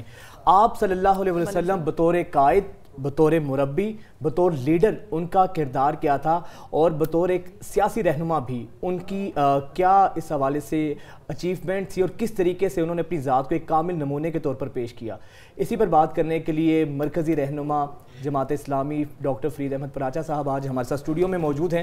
بہت شکریہ sir, welcome to news morning. Paracha صاحب, آپ ماشاءاللہ اکثر بات کرتے رہتے ہیں اس پر. آج کا دن ہم ٹھیک ہے سیرتیں منانی چاہیے, لیکن ہمارا زیادہ زور سیرتیں منانے پر ہوتا ہے. تو سر آپ سے سوال, کیونکہ آپ مذہبی اور سیاسی رہنما ہیں, آپ صلی اللہ علیہ وسلم کی زندگی بطور ایک سیاسی رہنما, بطور ایک لیڈر, وہ کس طرح تھی؟ کیونکہ اکثر ہم سنتے ہیں کہ لوگ یہ بھی کہتے ہیں کہ سیاست کا دین سے بھی کوئی تعلق نہیں ہے. ذرا اس پہلو پر آپ روشنی ڈالیے گا. اچھا, بسم اللہ الرحمن الرحیم. وجاہت نبی کریم صلی اللہ علیہ وسلم کے بارے میں قرآن پاک نے ارشاد فرمایا ہے, لَقَدْ كَانَ لَكُمْ فِي رَسُولِ اللَّهِ أُسْوَةٌ حَسَنَةٌ. اے ایمان لانے والوں, تمہارے لیے نبی کریم صلی اللہ علیہ وسلم کی ذات بابرکات ایک کامل, اکمل, اعلیٰ, عرفہ نمونہ ہے. یہ سب کے لیے ہے, یہ چھوٹوں کے لیے, بڑوں کے لیے, مردوں کے لیے, عورتوں کے لیے. آپ صلی اللہ علیہ وسلم نمونہ ہیں اس زمانے والوں کے لیے, آج کے لیے, قیامت تک آنے والوں کے لیے. پھر آپ کی حیات مبارکہ, اور یہ شاید دنیا کے اندر واحد ہستی ہے, شاید نہیں یقیناً ہے, کہ جن کی ذات بابرکات ہر ایک کے لیے نمونہ ہے. اس میں حکمران بھی ہیں, اس میں محکوم بھی ہیں, اس میں فاتح بھی ہیں, اس میں وہ بھی ہیں کہ جنہوں نے جنگ کے اندر کبھی عارضی طور پر شکست کھائی. اور آپ صلی اللہ علیہ وسلم ایک استاد بھی ہیں, ایک شاگرد بھی ہیں. آپ کی حیات مبارکہ کے اتنے بے شمار پہلو ہیں کہ جن پہ اگر کیا جائے, جیسے مائیکل ہارٹ کی مشہور کتاب ہے کہ 100 افراد کے جنہوں نے دنیا کو بدل کے رکھ دیا. ظاہر بات ہے کہ وہ امریکن بھی ہیں اور کرسچین بھی ہیں, لیکن انہوں نے پہلے نمبر پہ محمد رسول اللہ صلی اللہ علیہ وسلم کا نام رکھا. انہوں نے کہا کرسچین ہونے کی حیثیت سے مجھے چاہیے تھا کہ میں مسیح علیہ السلام کا نام لکھوں, لیکن میں نے جتنا مطالعہ کیا ہے کہ تاریخ پر اگر کوئی اثر ڈالا ہے اور دنیا کو بدل کے رکھ دیا ہے تو وہ محمد رسول اللہ صلی اللہ علیہ وسلم. یعنی پورا انسان بدل دیا, اس کا دل بدل دیا, دماغ بدل دیا, سوچیں بدل دیں, اس کے نظر کے زاویے بدل دیے, اس کا گھر تبدیل کر دیا, بازار تبدیل کر دیا. یہی وہ قیادت ہے جس کا آپ نے پوچھا ہے کہ آپ صلی اللہ علیہ وسلم کی قیادت جو ہے ایک اس رہنما کے طور پہ کہ جنہوں نے 23 سال کے اندر ایک عظیم الشان انقلاب برپا کر دیا. 13 سال مکہ مکرمہ کے تھے, وہاں پر مصیبتیں تھیں, مشکلات تھے. 3 سال شیب ابی طالب میں بند کیا گیا تھا, بائیکاٹ کیا گیا, گندگی آپ کے جسم مطہر پر رکھی گئی, آپ کے راستے میں کانٹے بچھائے گئے, آپ کے جو صحابہ کرام تھے ان کو دہکتے ہوئے کوئلوں پہ لٹایا گیا, اور لوگوں نے ہجرت پہ مجبور ہوئے حبشہ کی طرف. لیکن 10 سال جب آپ مدینہ منورہ میں گئے تو آپ نے 10 سالوں کے اندر عظیم الشان انقلاب برپا کر دیا, ایک اسلامی حکومت قائم کر دی. یہ کامیابی ہے. پہلے یہ کامیابی تھی کہ جب آپ صلی اللہ علیہ وسلم اس دین کی دعوت کو لے کے اٹھے تھے تو آپ نے ایک یقین کی بجلیاں بھر دی تھی لوگوں کے دلوں کے اندر. آپ ان کو اس وقت کہ جب ابھی بڑی سختیاں ہو رہی تھیں, آپ نے کہا کہ اس کلمے کو مان لو, عرب و عجم تمہارے زیر نگی آ جائیں گے. عرب و عجم کی بات کر, یہ ہے وہ لیڈرشپ کی کوالٹی کہ آپ یقین پیدا کر رہے ہیں. آپ نے کہا کہ یہ کلمہ پڑھ لو, فلاح پا جاؤ گے, تفلحوا فلاح پا جاؤ. آپ صلی اللہ علیہ وسلم نے کہا کہ یہ کلمہ پڑھ لو, تمہاری غلامی کی زنجیریں ٹوٹ جائیں گی. اب جو غلامی کی زنجیریں تھیں, یعنی وہاں پہ غلام تھے, یا لونڈیاں تھیں یا وہ لوگ تھے کہ جو پسے ہوئے طبقات تھے، ان کو فوراً اس بات نے اپیل کی کہ یہ ایک نیا پیغام آیا ہے، یہ ہماری غلامی کی زنجیریں توڑنے کے لیے آیا ہے۔ پھر آپ 10 سالوں میں آپ نے 10 سالوں میں جنگیں لڑی ہیں، 10 سالوں کے اندر آپ نے تربیت کی ہے، 10 سالوں کے اندر آپ نے حکمران تیار کیے ہیں، 10 سالوں کے اندر ہی آپ نے ایک عظیم الشان ریاست بنائی ہے، اس کا عدالتی نظام بنایا ہے، اس کا آپ صلی اللہ علیہ وسلم نے معاشی نظام بنایا ہے، اور جو اسلام کا یہ ہے کہ یہ مکمل دین ہے، اور جیسے کہ آپ کو کہا بھی گیا، آیت بھی اتری کہ الیوم اکملت لکم دینکم، یہ دین مکمل کر دیا ہے، تو اللہ کے نبی صلی اللہ علیہ وسلم پر یہ دین مکمل ہو گیا۔ یہ ہے وہ آپ کی شان۔ باقی جو آپ کا سوال تھا، یعنی سیاست اور دین ہے، یہ جب ہم دین کو مکمل کہتے ہیں تو سیاست تو اس کا حصہ ہے۔ اب کوئی دین ایسا کہ جس دین کے اندر حکومت بھی نہ ہو، عدالت بھی نہ ہو، پارلیمنٹ بھی نہ ہو، تو وہ پھر ایک وعد و نصیحت ہوتا ہے، وہ دین نہیں۔ دین کا مطلب ہی حکمرانی ہے، دین کا مطلب ہی یہ ہے کہ پورا اس میں معاشرے کے اوپر وہ چھا جائے۔ اسی لیے قرآن پاک میں جو الفاظ استعمال ہوئے ہیں کہ هو الذی ارسل رسولہ بالہدیٰ ودین الحق لیظہرہ، اللہ تعالیٰ نے آپ صلی اللہ علیہ وسلم کو دین حق اور اس کے ساتھ بھیجا، ایک محکم دین کے ساتھ اور کتاب کے ساتھ، تاکہ اس کو غالب کر دے۔ یہ غالب آنے کا نام جو ہے، اسے آپ ریاست کہیں، اسے آپ سیاست کہیں، یہ غالب آنے والا دین ہے، اور یہی امپاورمنٹ ہمیں دین دیتا بھی ہے۔ ڈاکٹر صاحب، آج کے دور میں جیسے ہماری دینی تعلیمات ہیں، جیسے عظیم الشان لیڈر ہے کہ نبی کریم صلی اللہ علیہ وسلم نے حکمرانی بھی کر کے دکھائی، تبلیغ بھی کر کے دکھائی، سیاسی میدان میں قدم رکھ کے بھی دکھایا، آج کے ہمارے لیڈرز میں سیاستدانی میں لیڈرز کی بات کروں، ہمیں ایسی کوالٹیز نظر نہیں آتی۔ جن کو حکمرانی ملتی ہے اس میں ایسی کوالٹیز ہوتی نہیں ہے، لیکن پھر بھی وہ رول کرتے ہیں، اور پھر عوام پچھتاتے ہیں، روتے ہیں کہ یہ ہمارے ساتھ یہ انہوں نے کیا کر دیا۔ ہمارے اسلام کو یا ہمارے یہ دینی تعلیمات کو پڑھایا بھی نہیں جاتا کہ جو لیڈر بن رہا ہے، جو ایک پارٹی کو پورا لیڈ کرے گا، اس کو پہلے پتہ ہو کہ لیڈرشپ کوالٹیز کیا ہیں۔ کبھی اس طرف بھی کسی نے توجہ نہیں دی۔ بہت اچھا سوال۔ دیکھیں، 3-4 چیزیں میں بیان کرتا ہوں، اور یہی وہ فقدان ہے کہ آج ہماری لیڈرشپ جو ہے وہ کھوکھلی بے جان لیڈرشپ ہے، اس کا کوئی اثر نہیں ہے معاشرے پہ۔ ہم بجائے ترقی کرنے کے، دنیا ترقی کر رہی ہے، ہم نیچے جا رہے ہیں۔ آپ صلی اللہ علیہ وسلم کی لیڈرشپ کیا ہے؟ آپ نے جب پہلی مرتبہ سارے مکہ کو جمع کیا، کوہ صفا پہ آپ تھے اور نیچے پورے شہر والے تھے، تو آپ صلی اللہ علیہ وسلم نے انہیں اس لیے جمع کیا کہ اعلان نبوت کریں، بیان کریں کہ میں نبی بنا گیا۔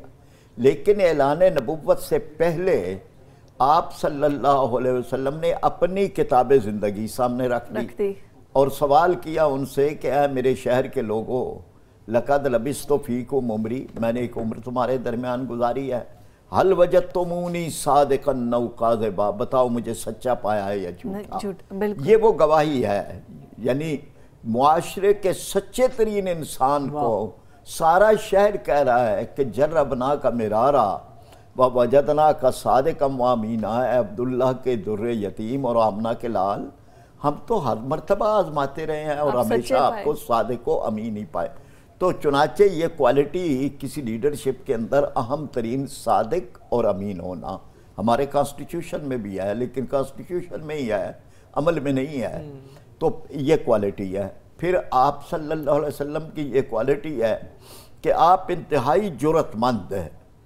آپ صلی اللہ علیہ وسلم میدان جہاد کے اندر سب سے آگے، قیادت یہ ہوتی ہے کہ وہ اپنے آپ کو اپنے ساتھیوں کے مقابلے کے اندر زیادہ خطرات کے سامنے رکھے۔ آپ صلی اللہ علیہ وسلم حنین کا میدان ہے، اور وہاں سے جب ان کی بنو ثقیف والوں کی ایک یلغار ہوئی تو لوگ جو ابھی نئے نئے مسلمان ہوئے تھے فتح مکہ کے بعد، انہوں نے پیچھے دوڑنا شروع کر دیا۔ اب ایسے عالم کے اندر کہ جب بظاہر شکست ہو رہی ہے، اللہ کے نبی صلی اللہ علیہ وسلم آگے بڑھ رہے ہیں، روایات میں آتا ہے آگے بڑھ رہے ہیں، اب پیچھے نہیں ہٹے۔ اور ساتھ یہ بھی ہے کہ اپنی پہچان وہ نہیں چھپائی. آپ صلی اللہ علیہ وسلم اونچی آواز سے ارشاد فرمائے انا النبی لا کذب، میں نبی ہوں، اس کے اندر کوئی جھوٹ نہیں ہے. انا ابن عبد المطلب، میں عبد المطلب کا بیٹا ہوں. اب یہ ہے کہ آپ اس شان سے آگے بڑھ رہے ہیں، جرأت کے ساتھ بڑھ رہے ہیں اور اپنی پہچان کروا رہے ہیں. اس میں پھر لوگ آ گئے اور پھر وہ جو دوڑ پیچھے مڑ گئے تھے وہ بھی آ گئے. یہ ہے کوالٹی. یہ کوالٹی ہے کہ آپ صلی اللہ علیہ وسلم اپنے ساتھیوں کا بہت خیال رکھ رہے ہیں. جہاں بھی کہیں ہوتا ہے، لشکر ہوتا ہے، سب کی ڈیوٹیاں لگ جاتی ہیں، تو اللہ کے نبی صلی اللہ علیہ وسلم ارشاد فرماتے ہیں کہ میں بھی اپنی ذمہ داری ادا کروں گا. صحابہ عرض کرتے ہیں کہ ہم جو موجود ہیں، آپ کہتے ہیں نہیں میں لکڑیاں چن کے لاؤں گا. اب دیکھیں نا، یہ کوالٹی ہے. یہ کوالٹی ہے کہ آپ صلی اللہ علیہ وسلم جب یہ ہوتا ہے کہ سواریاں کم ہیں، سوار زیادہ ہیں، تو مقرر کیا جاتا ہے کہ ایک ایک سواری پہ 2 یا 3 آدمی ہوں گے. تو آپ یہ نہیں کہتے جیسے آج پروٹوکول کی 30 گاڑیاں چلتی ہیں، آپ نہیں کہتے کہ جی میں تو اکیلے اونٹ پہ. آپ صلی اللہ علیہ وسلم بھی ساتھ ہے، یعنی 3 کے گروپ کے اندر ہوتے ہیں، اور کبھی آپ کو بھی پیدل چلنا پڑتا ہے اور کبھی. یہ کوالٹی ہے، یہ کوالٹی ہے اللہ کے نبی صلی اللہ علیہ وسلم کی کہ حضرت ابو ہریرہ، یعنی وہ جانثار صحابی ہیں، علم دین حاصل کرنے کے لیے مسجد میں آئے صفہ میں، تو وہ بیان کرتے ہیں کہ 3 دن ہو گئے تھے، فاقہ تھا، میں کچھ نہیں، لیکن مجھے یہ نہیں شرم آ رہی تھی کہ میں کسی کو کہوں کہ میں تو 3 دن سے بھوکا ہوں. تو میں راستے پہ بیٹھ گیا، اور راستے پہ بیٹھ کے میں نے خیال کیا کہ اب جو گزریں گے مجھے دیکھ کے سمجھ جائیں گے. حضرت ابو بکر صدیق رضی اللہ تعالیٰ تشریف لائے. میں ان کو متوجہ کرنے کے لیے قرآن کی ایک آیت کا اس کی تشریح بیان کر دیں کہ وَيُطْعِمُونَ الطَّعَامَ عَلَىٰ حُبِّهِ، وہ روٹی کھلاتے ہیں اللہ کی محبت میں. تو میں نے کہا شاید یہ سمجھ جائیں، لیکن انہوں نے نہیں یہ خیال نہیں کیا کہ میں یہ آیت کی تشریح کی. آگے چلے گئے. حضرت عمر رضی اللہ تعالیٰ عنہ بھی. اب کہتے ہیں اتنے میں نبی کریم صلی اللہ علیہ وسلم تشریف لائے. آپ نے میرے چہرے کی طرف دیکھا، مجھے کہنے کی ضرورت نہیں پڑی. آپ نے کہا ابو ہریرہ اٹھو. میں اٹھ کھڑا ہوا، کہا چلو میرے ساتھ گھر. اب وہ گھر ہے جہاں 3 دن کے فاقے ہوتے ہیں، وہ گھر ہے جہاں 3 مہینے چولہا نہیں جلتا. آپ صلی اللہ علیہ وسلم ان کو ساتھ لے کے وہاں پہنچ جاتے ہیں اور پوچھتے ہیں بآواز بلند کہ کچھ ہے. آواز آتی ہے ایک پیالہ دودھ کا ہے، ایک پیالہ دودھ کا ہے. آپ صلی اللہ علیہ وسلم ابو ہریرہ سے کہتے ہیں ابو ہریرہ جاؤ اپنے باقی ساتھیوں کو بھی بلا کے لاؤ ایک پیالہ دودھ. یہاں تو لوٹ مار کھسوٹ جو کچھ ہے وہ ایک ہی فرد یا ایک ہی خاندان سمیٹ رہا ہے نا. وہاں پر یہ کہ آپ صلی اللہ علیہ وسلم ایک پیالہ دودھ پر بھی کہتے ہیں سب کو بلا لاؤ، 80 افراد. اور ابو ہریرہ کہتے ہیں کہ مجھے کہا گیا کہ اپنے ساتھیوں کو دودھ پلاؤ. کہتے ہیں وہ پیالہ میں نے لیا، اللہ کے نبی صلی اللہ علیہ وسلم نے اس پر اپنا دم کیا، اور پھر وہ پیالہ پھرتا رہا، ہر ایک سے پیتے رہے، آگے چلتا رہا، حتیٰ کہ واپس جب پہنچا ہے تو آپ صلی اللہ علیہ وسلم نے ارشاد فرمایا کہ ابو ہریرہ تم اور میں رہ گئے ہیں، پہلے تم پیو. میں اصرار کر رہا ہوں نہیں پہلے آپ، لیکن میں نہیں. کہتے ہیں میں نے پیا. آپ نے کہا اور پیو. میں نے کہا اور پیا، پھر اور پیو، حتیٰ کہ میں نے عرض کیا کہ جس ذات نے آپ کو حق کے ساتھ نازل فرمایا ہے اب میں ایک گھونٹ بھی اور نہیں پی سکتا. تب آپ صلی اللہ علیہ وسلم نے خود پیا. یہ ایسی مثالیں نہیں ہیں، یہ بے شمار مثالیں. خندق کھودی جا رہی ہے جس کے لیے یہ کہا گیا نا کہ لقد کان لکم فی رسول اللہ اسوۃ حسنہ، ایک کامل نمونہ ہے. تو خندق جو کھود رہے ہیں وہ 10 آدمیوں کا بیج بنایا گیا، ان کو جگہ دی گئی کہ یہ یہاں سے یہاں تک آپ کریں گے. ایک بیج کے اندر آپ بھی شامل ہیں، مٹی کھود رہے ہیں. اور اس زمانے میں کرینیں تو نہیں تھیں کہ وہ بلڈوزر نہیں تھے، کدالیں تھیں، ٹوکریاں تھیں. آپ صلی اللہ اور صحابہ کرام رضوان اللہ اجمعین بیان کرتے ہیں کہ جب کوئی سخت چٹان آ جاتی تھی، ہم سے نہیں ٹوٹتی تھی، تو ہم اللہ کے نبی صلی اللہ علیہ وسلم کو بلا کے لاتے تھے اور آپ اس پر کدال مارتے تھے اور وہ ریت کی طرح چٹان اڑ جاتی تھی. یہ اور آپ خود کر رہے ہیں. بھوک، آپ بھی سردی کا موسم تھا، آپ بھی باہر پڑے ہیں. वहाँ भी एक वाक़या इस तरह का ही है कि हज़रत जाबिर बिन अब्दुल्ला ने अपने घर वालों से कहा कि हुजूर सल्लल्लाहु अलैहि वसल्लम को मैं देख रहा हूँ भूख से निडाल है, तो कुछ है? उसने कहा बीवी ने कि एक है बकरी का बच्चा, इसे ज़िबा करके पका लेंगे, जो है वो कर लेंगे। और साथ ही कहा कि तुम ज़रा जाके ऊंची आवाज़ से ना कहना, कान में कहना कि हुजूर आप तशरीफ़ लाएं ताकि मुझे शर्मिंदा ना कर देना। लेकिन आप सल्लल्लाहु अलैहि वसल्लम ने वहाँ भी यही किया कि जब उन्होंने कान में कहा कि आप और चंद साहबा तशरीफ़ लाएं, तो आपने आवाज़ से बुलंद कहा, ए अहले खंदक, जाबिर ने तुम्हारा खाना किया है। अब 880 अफराद चल रहे हैं और जाबिर कहते हैं मैं घबरा गया कि जो वहाँ जाके उसने तो पहले ही कहा था नेक वक्त ने।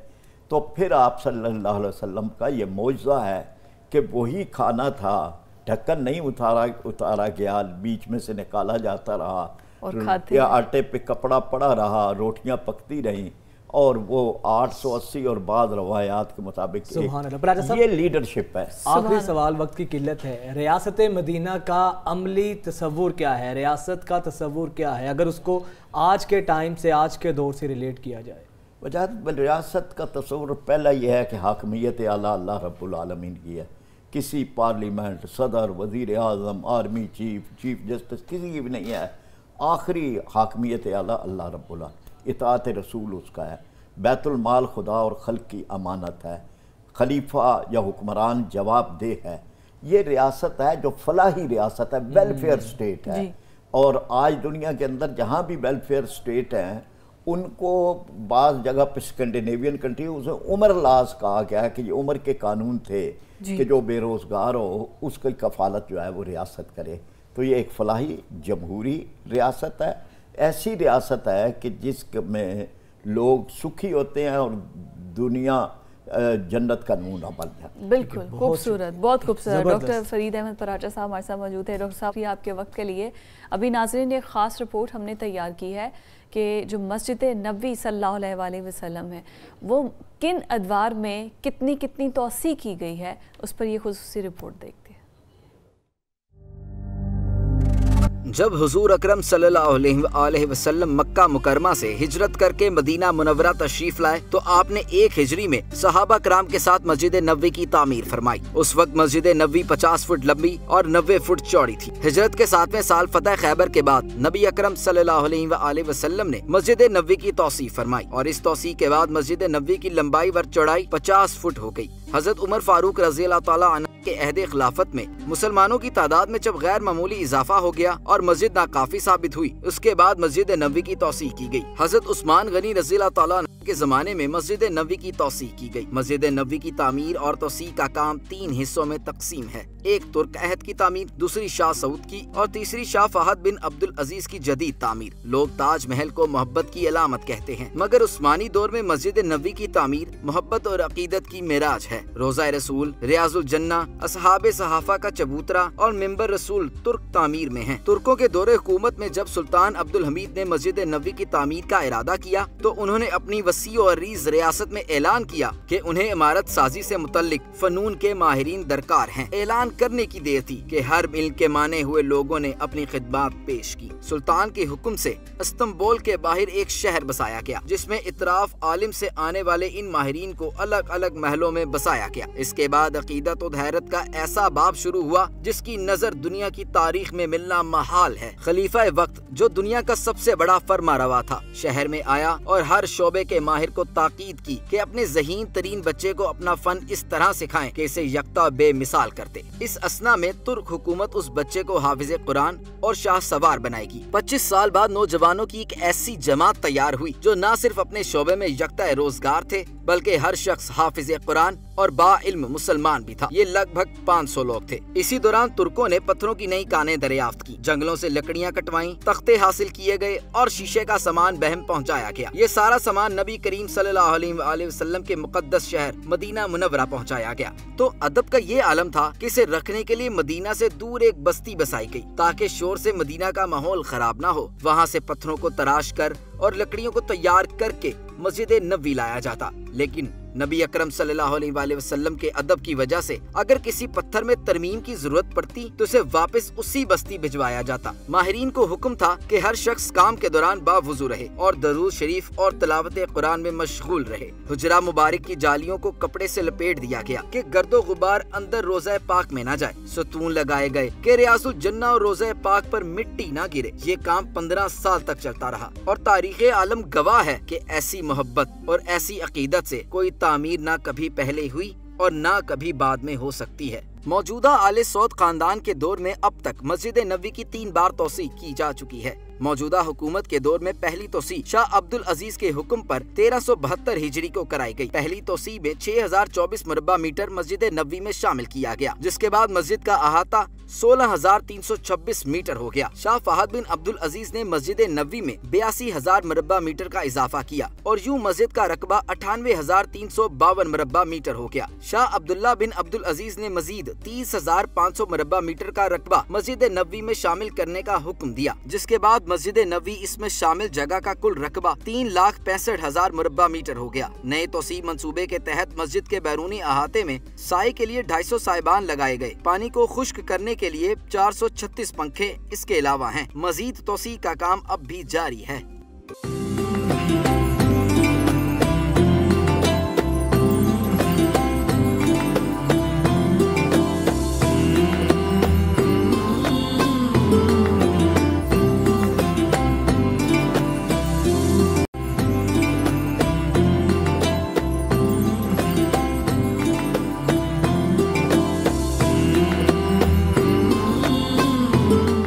नाज़रीन, सुल्तान नूरुद्दीन ज़ंगी एक शब्बेदार हुक्मरान था, बहुत ही आदिल हुक्मरान था।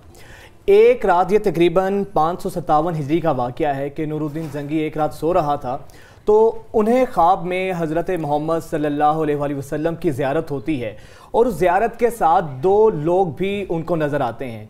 तो आपकी आँख खुलती है, आप नमाज़ पढ़ते हैं, उसके बाद आप नफल पढ़ते हैं, वज़ू करते हैं, तो दोबारा से आप सोते हैं तो फिर आप देखते हैं कि वही ख्वाब उनको नज़र आता है। एक दफ़ा फिर से उनको आप सल्लल्लाहु अलैहि वसल्लम की ज़ियारत होती है और उनके साथ वही 2 लोग होते हैं। तो आप सल्लल्लाहु अलैहि वसल्लम उनको फरमाते हैं कि ये जो 2 लोग हैं इनका कला कमा करना है, इनके शर का खात्मा करना है आपने।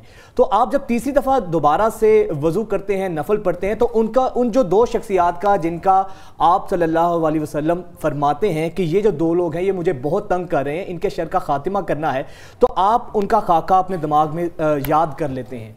फिर जब सुबह आपकी आंख खुलती है तो फ़ौरन से पहले वो अपने खादमीन को, अपने वज़रा को हुक्म देते हैं कि मदीना के लिए लश्कर रवाना करो। 15-20 दिन बग़ैर किसी जगह पे पड़ाव के, बग़ैर किसी क़याम के आप अपना सफ़र जारी रखते हैं और मदीना पहुँचते हैं। मदीना पहुँचते ही सुल्तान नूरुद्दीन ज़ंगी ये हुक्म सादिर फरमाते हैं कि मदीना है इसके चारों तरफ से इसकी हदूद क़यूद को बिल्कुल इसको कॉर्डन ऑफ कर दिया जाए, इसको बंद कर दिया जाए और कोई भी शख्स बाहर ना जाने पाए। और फिर उसके साथ आप ये फरमान जारी करते हैं कि जितने भी मदीना में लोग मौजूद हैं मेरी उन सबसे फ़र्दन मुलाकात करवाई जाए। तो लिहाजा उनके हुक्म की तामील होती है और इसी तरह होता है कि लोग आते हैं, आप उनसे मिलते हैं, हत्ता कि ये कहा जाता है कि तमाम लोग आ चुके हैं। मगर वो जो 2 शख्स जिनके बारे में आप सल्लल्लाहु अलैहि वसल्लम ने फरमाया था कि इनके शर का खात्मा करना है, वो आपको नज़र नहीं आते हैं। आप कहते हैं, आप बुलाते हैं दोबारा से खादमीन को, कहते हैं कि क्या कोई एक शख्स, कोई ऐसे लोग मौजूद हैं जिनसे अभी तक मुलाकात नहीं हो पाई।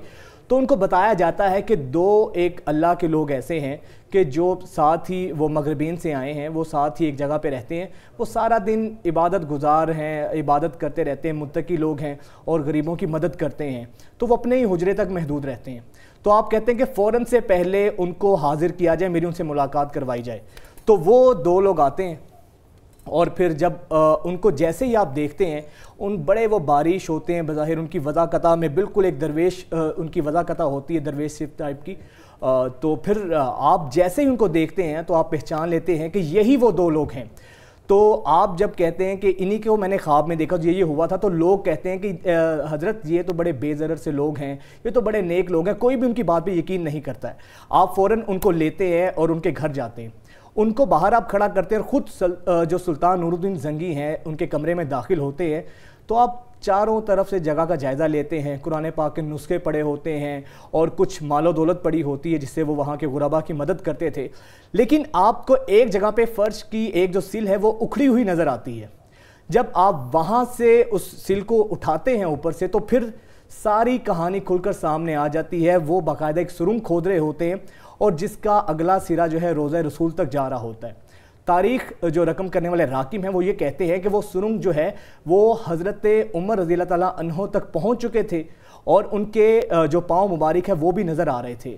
تو مقصد ان کا یہ تھا کہ وہ آپ صلی اللہ علیہ وسلم کے جسد خاکی کو ساتھ لے کے جانا چاہتے تھے، اور وہ دو لوگ یہودی تھے جنہوں نے بظاہر مسلمانوں کی وضاحت اوڑی ہوئی تھی۔ آپ فوراً سے پہلے ان کے اس راز کو دنیا کے سامنے لاتے ہیں اور پھر ان کو قتل کر دیتے ہیں، ان کا کلا کما کر دیتے ہیں۔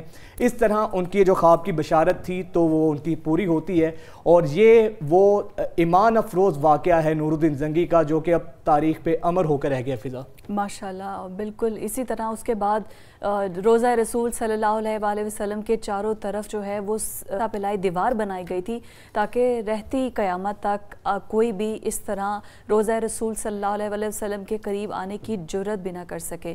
اور نبی کریم صلی اللہ علیہ وسلم کا ادب کیا کس طرح سے جائے، کیا تقاضے ہیں ادب کے، اسی پر بات کرنے کے لیے ڈاکٹر تنویر قاسم صاحب مشہور عالم دین آج ہمارے ساتھ اسٹوڈیو میں موجود ہیں۔ ڈاکٹر صاحب بہت شکریہ آپ کے وقت کے لیے۔ ڈاکٹر صاحب کیا تقاضے ہیں نبی کریم صلی اللہ علیہ وآلہ وسلم کے ادب کے، ان کے نام کے، ان کی ذات کے، ان کی پیدائش کے؟ بہت شکریہ، بہت اچھے موضوع کا آپ نے انتخاب کیا ہے۔ نبی علیہ السلام جب مدینہ تشریف لے گئے تو مدنی زندگی تربیت کی اور تعلیم کی اور ان کی اصلاح کے حوالے سے آپ کی کاوشوں کا ایک نیا انداز نظر آتا ہے۔ یا ایھا الذین آمنوا لا ترفعوا اصواتکم فوق صوت النبی ولا تجہروا لہ بالقول کجہر بعضکم لبعض ان تحبط اعمالکم وانتم لا تشعرون۔ سورہ حجرات کی یہ آیت نمبر 2 نبی علیہ السلام کے ادب کو بیان کرتی ہے اور آپ کی مجلس کے آداب کو بیان کرتی ہے۔ ہوتا کیا تھا کہ نئے نئے دار اسلام میں جو داخل ہونے والے مسلمان تھے مدینہ میں، اسلام تو انہوں نے قبول کر لیا تھا لیکن ابھی ان کی ذہنی، فکری اور اخلاقی تربیت باقی تھی، اور اپنی ایک اسلام قبول کرنے کے بعد وہ اس زوم میں تھے کہ گویا ہم نے نبی علیہ السلام پہ ایمان لا کے ان کے اوپر کوئی احسان کیا ہے، اور وہ کیا کرتے کہ کوئی ٹائم نہ دیکھتے کہ آپ آرام فرما رہے ہیں، صبح کا ٹائم ہے، شام کا ٹائم ہے، تو وہ نبی صلی اللہ علیہ وسلم کے گھر کے باہر آ کے جمع ہو جاتے اور کہتے اخرج یا محمد، اے محمد باہر نکلیے، ہم نے آپ سے بات کرنی ہے۔ اللہ تعالیٰ کو ان کا یہ انداز پسند نہیں آیا۔ اللہ تعالیٰ نے قرآن مجید کی آیت اتار دی کہ لا ترفعوا اصواتکم فوق صوت النبی ولا تجہروا لہ بالقول کجہر بعضکم لبعض۔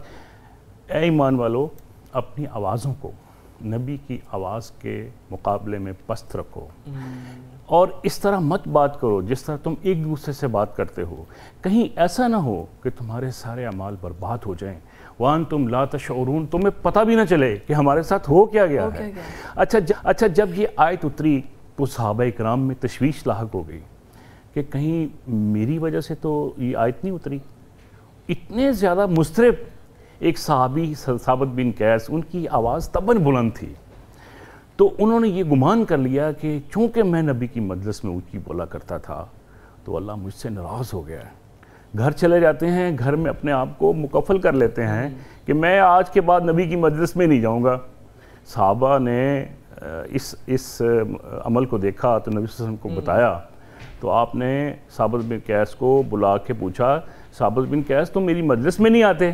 کہا یا رسول اللہ میرے ماں باپ آپ کے اوپر قربان، میں چونکہ آپ کی مجلس میں اونچی بولا کرتا تھا تو اللہ مجھ سے ناراض ہو گیا ہے۔ نبی علیہ السلام نے فرمایا ثابت تو میرا بڑا اچھا دوست ہے، تو بڑا مکبر صحابی ہے، یہ آیت تیری وجہ سے نازل نہیں ہوئی، تو میں تمہیں جنت کی بشارت دیتا ہوں، اور پھر یہ بھی ایک بشارت دے دی کہ مستقبل میں اسلام کی خاطر تم ایک جنگ میں شہید بھی ہو جاؤ گے، اور ویسا ہی ہوا۔ اچھا، اس آیت کے نشان نزول میں جو تعلیم دی جا رہی ہے وہ ہے نبی علیہ السلام کا احترام۔ اب احترام ایک ہوتا ہے ظاہری، کہ مجلس میں آپ کسی کی تعریف کر دیتے ہیں، کسی کے پروٹوکول کا اہتمام کر لیتے ہیں. یہ جو نبی علیہ السلام کا احترام ہے نا، جو آج تو فی نفسی ہی اس طرح ہمارے درمیان نبی صلی اللہ علیہ وسلم موجود نہیں ہے، آج کے دور میں نبی علیہ السلام کا ادب ہم کیسے کر سکتے ہیں؟ آج کے دور میں نبی علیہ السلام کی تعلیمات پر عمل پیرا ہونے کی صورت میں ہی ادب ہو سکتا ہے.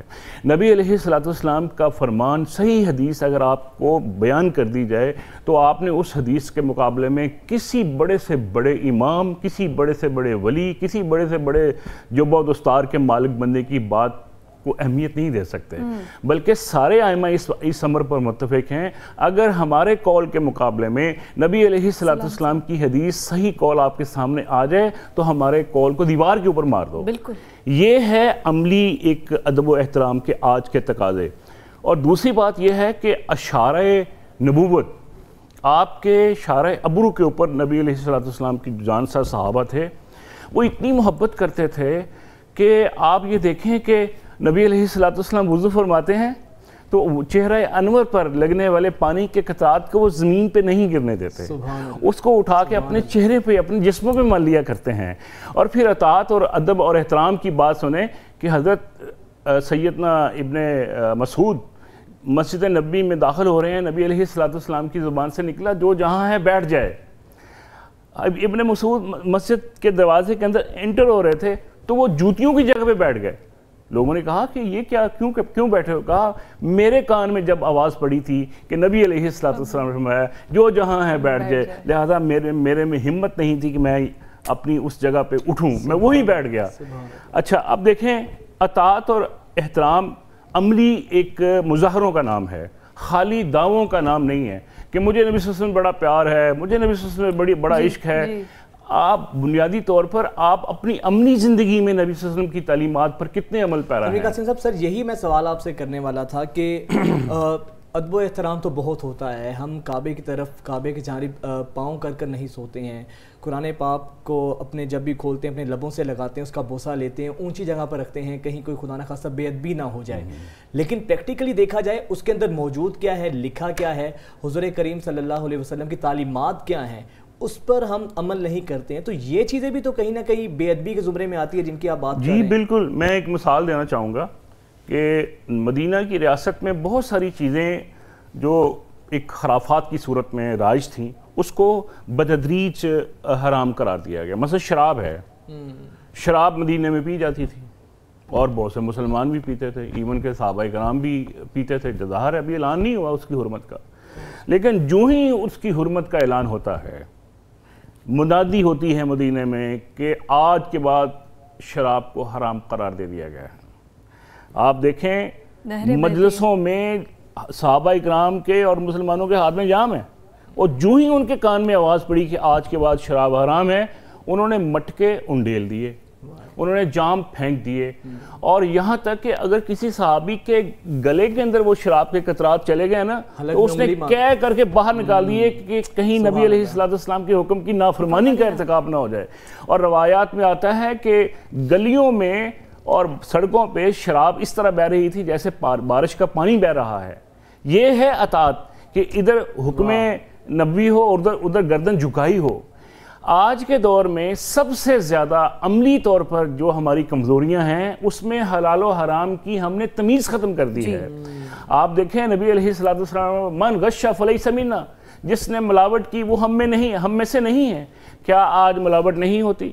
کیا آج آپ دیکھیں کھانے پینے کی چیزوں میں ملاوٹ نہیں ہوتی؟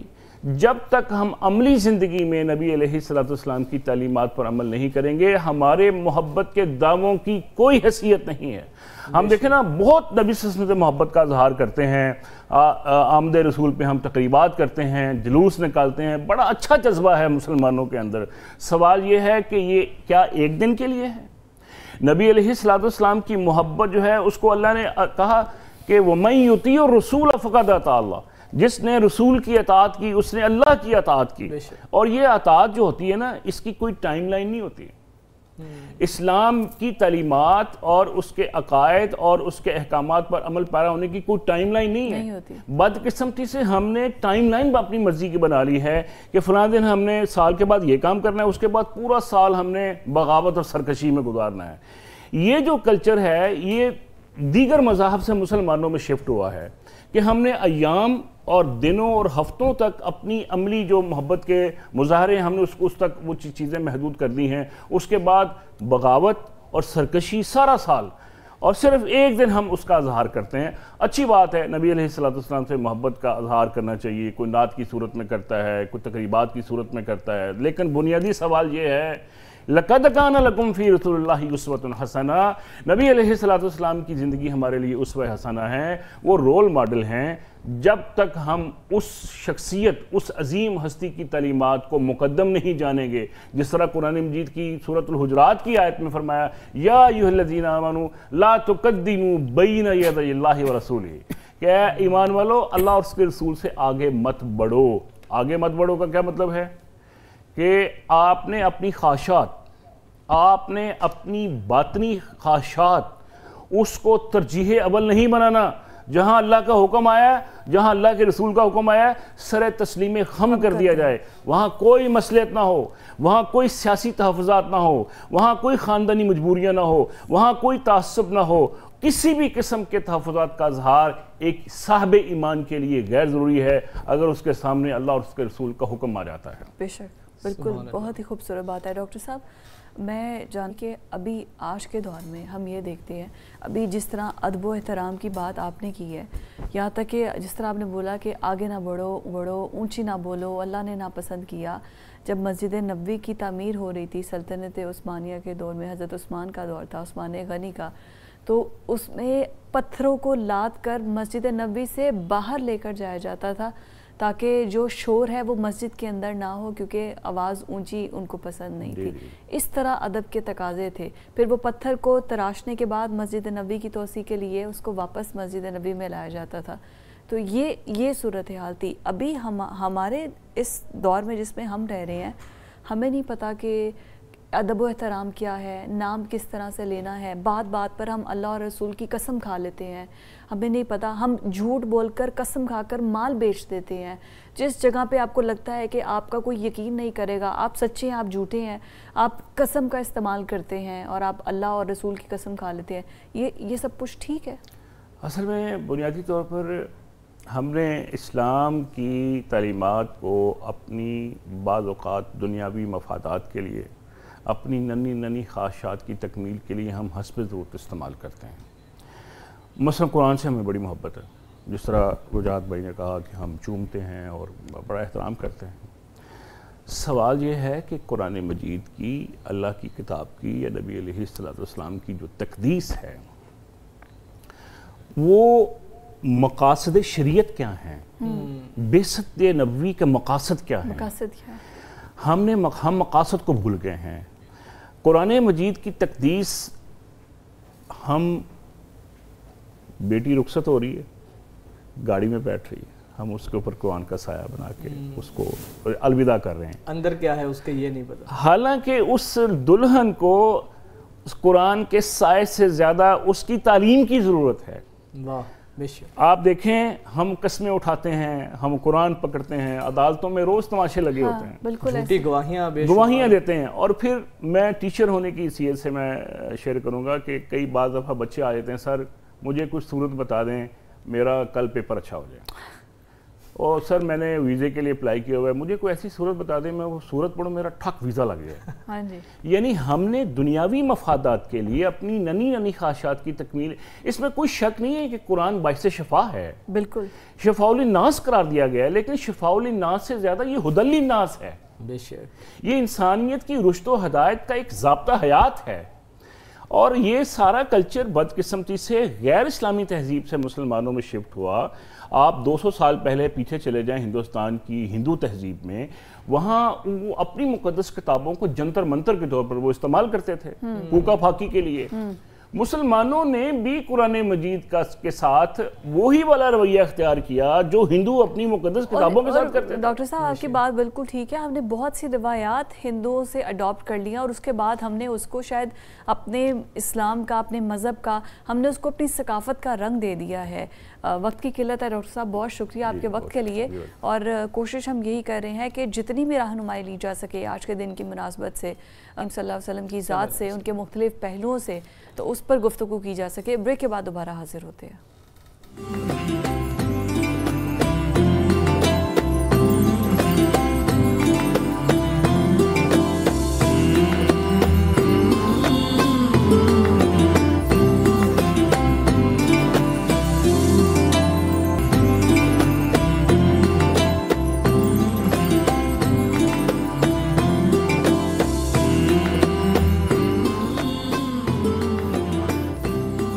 Welcome back. और आज हम 12 रबीउल अव्वल की मुनासबत से, इस दिन की मुनासबत से नबी करीम सल्लल्लाहु अलैहि वसल्लम को हर कोई अपनी अपनी अंदाज में उनको कोई हदिया, कोई तोहफ़ा पेश कर रहा है, और हर मोहब्बत का इजहार हर किसी का अलग तरीके से होता है। कोई नात सुनाकर करता है, कोई फ़न पारे बनाकर करता है, कोई कुरान पाक की आयात लिखकर करता है, कोई अहादीस मुबारका लिखकर करता है।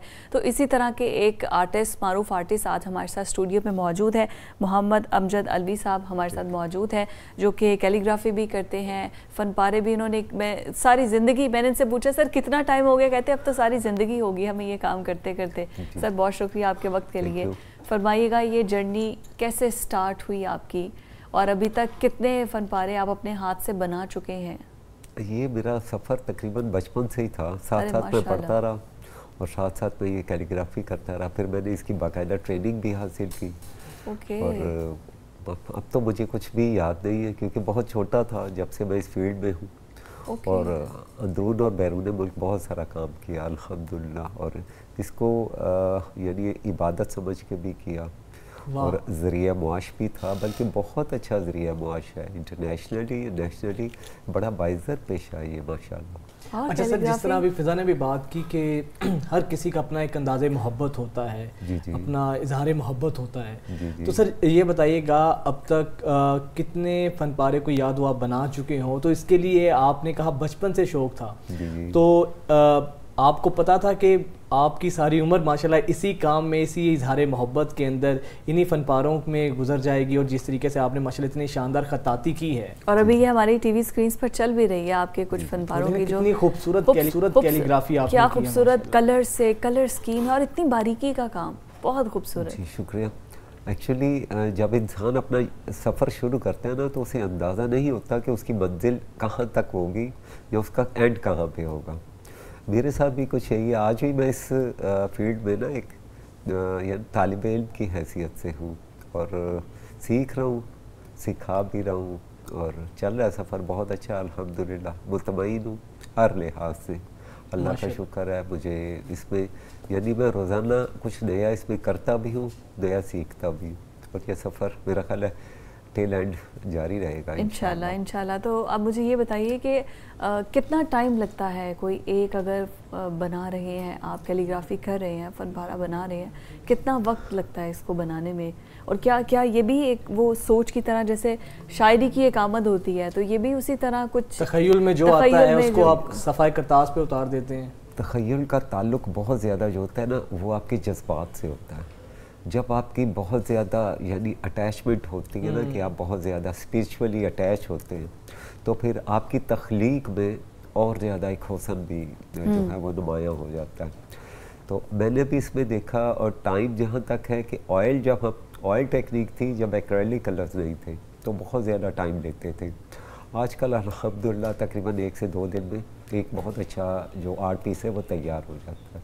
अरे वाह। अच्छा, कहते हैं कि अच्छा जो उस्ताद होता है उसकी सबसे बड़ी निशानी ये होती है कि वो अपने फ़न को अपने तक महदूद नहीं करता है, उसको आगे नस्लों तक मुंतकिल करता है। तो आप तो माशाल्लाह उस्ताद हैं, तो आगे भी लर्निंग का अमल जारी है सर, बाकायदा सिखाते भी हैं आप?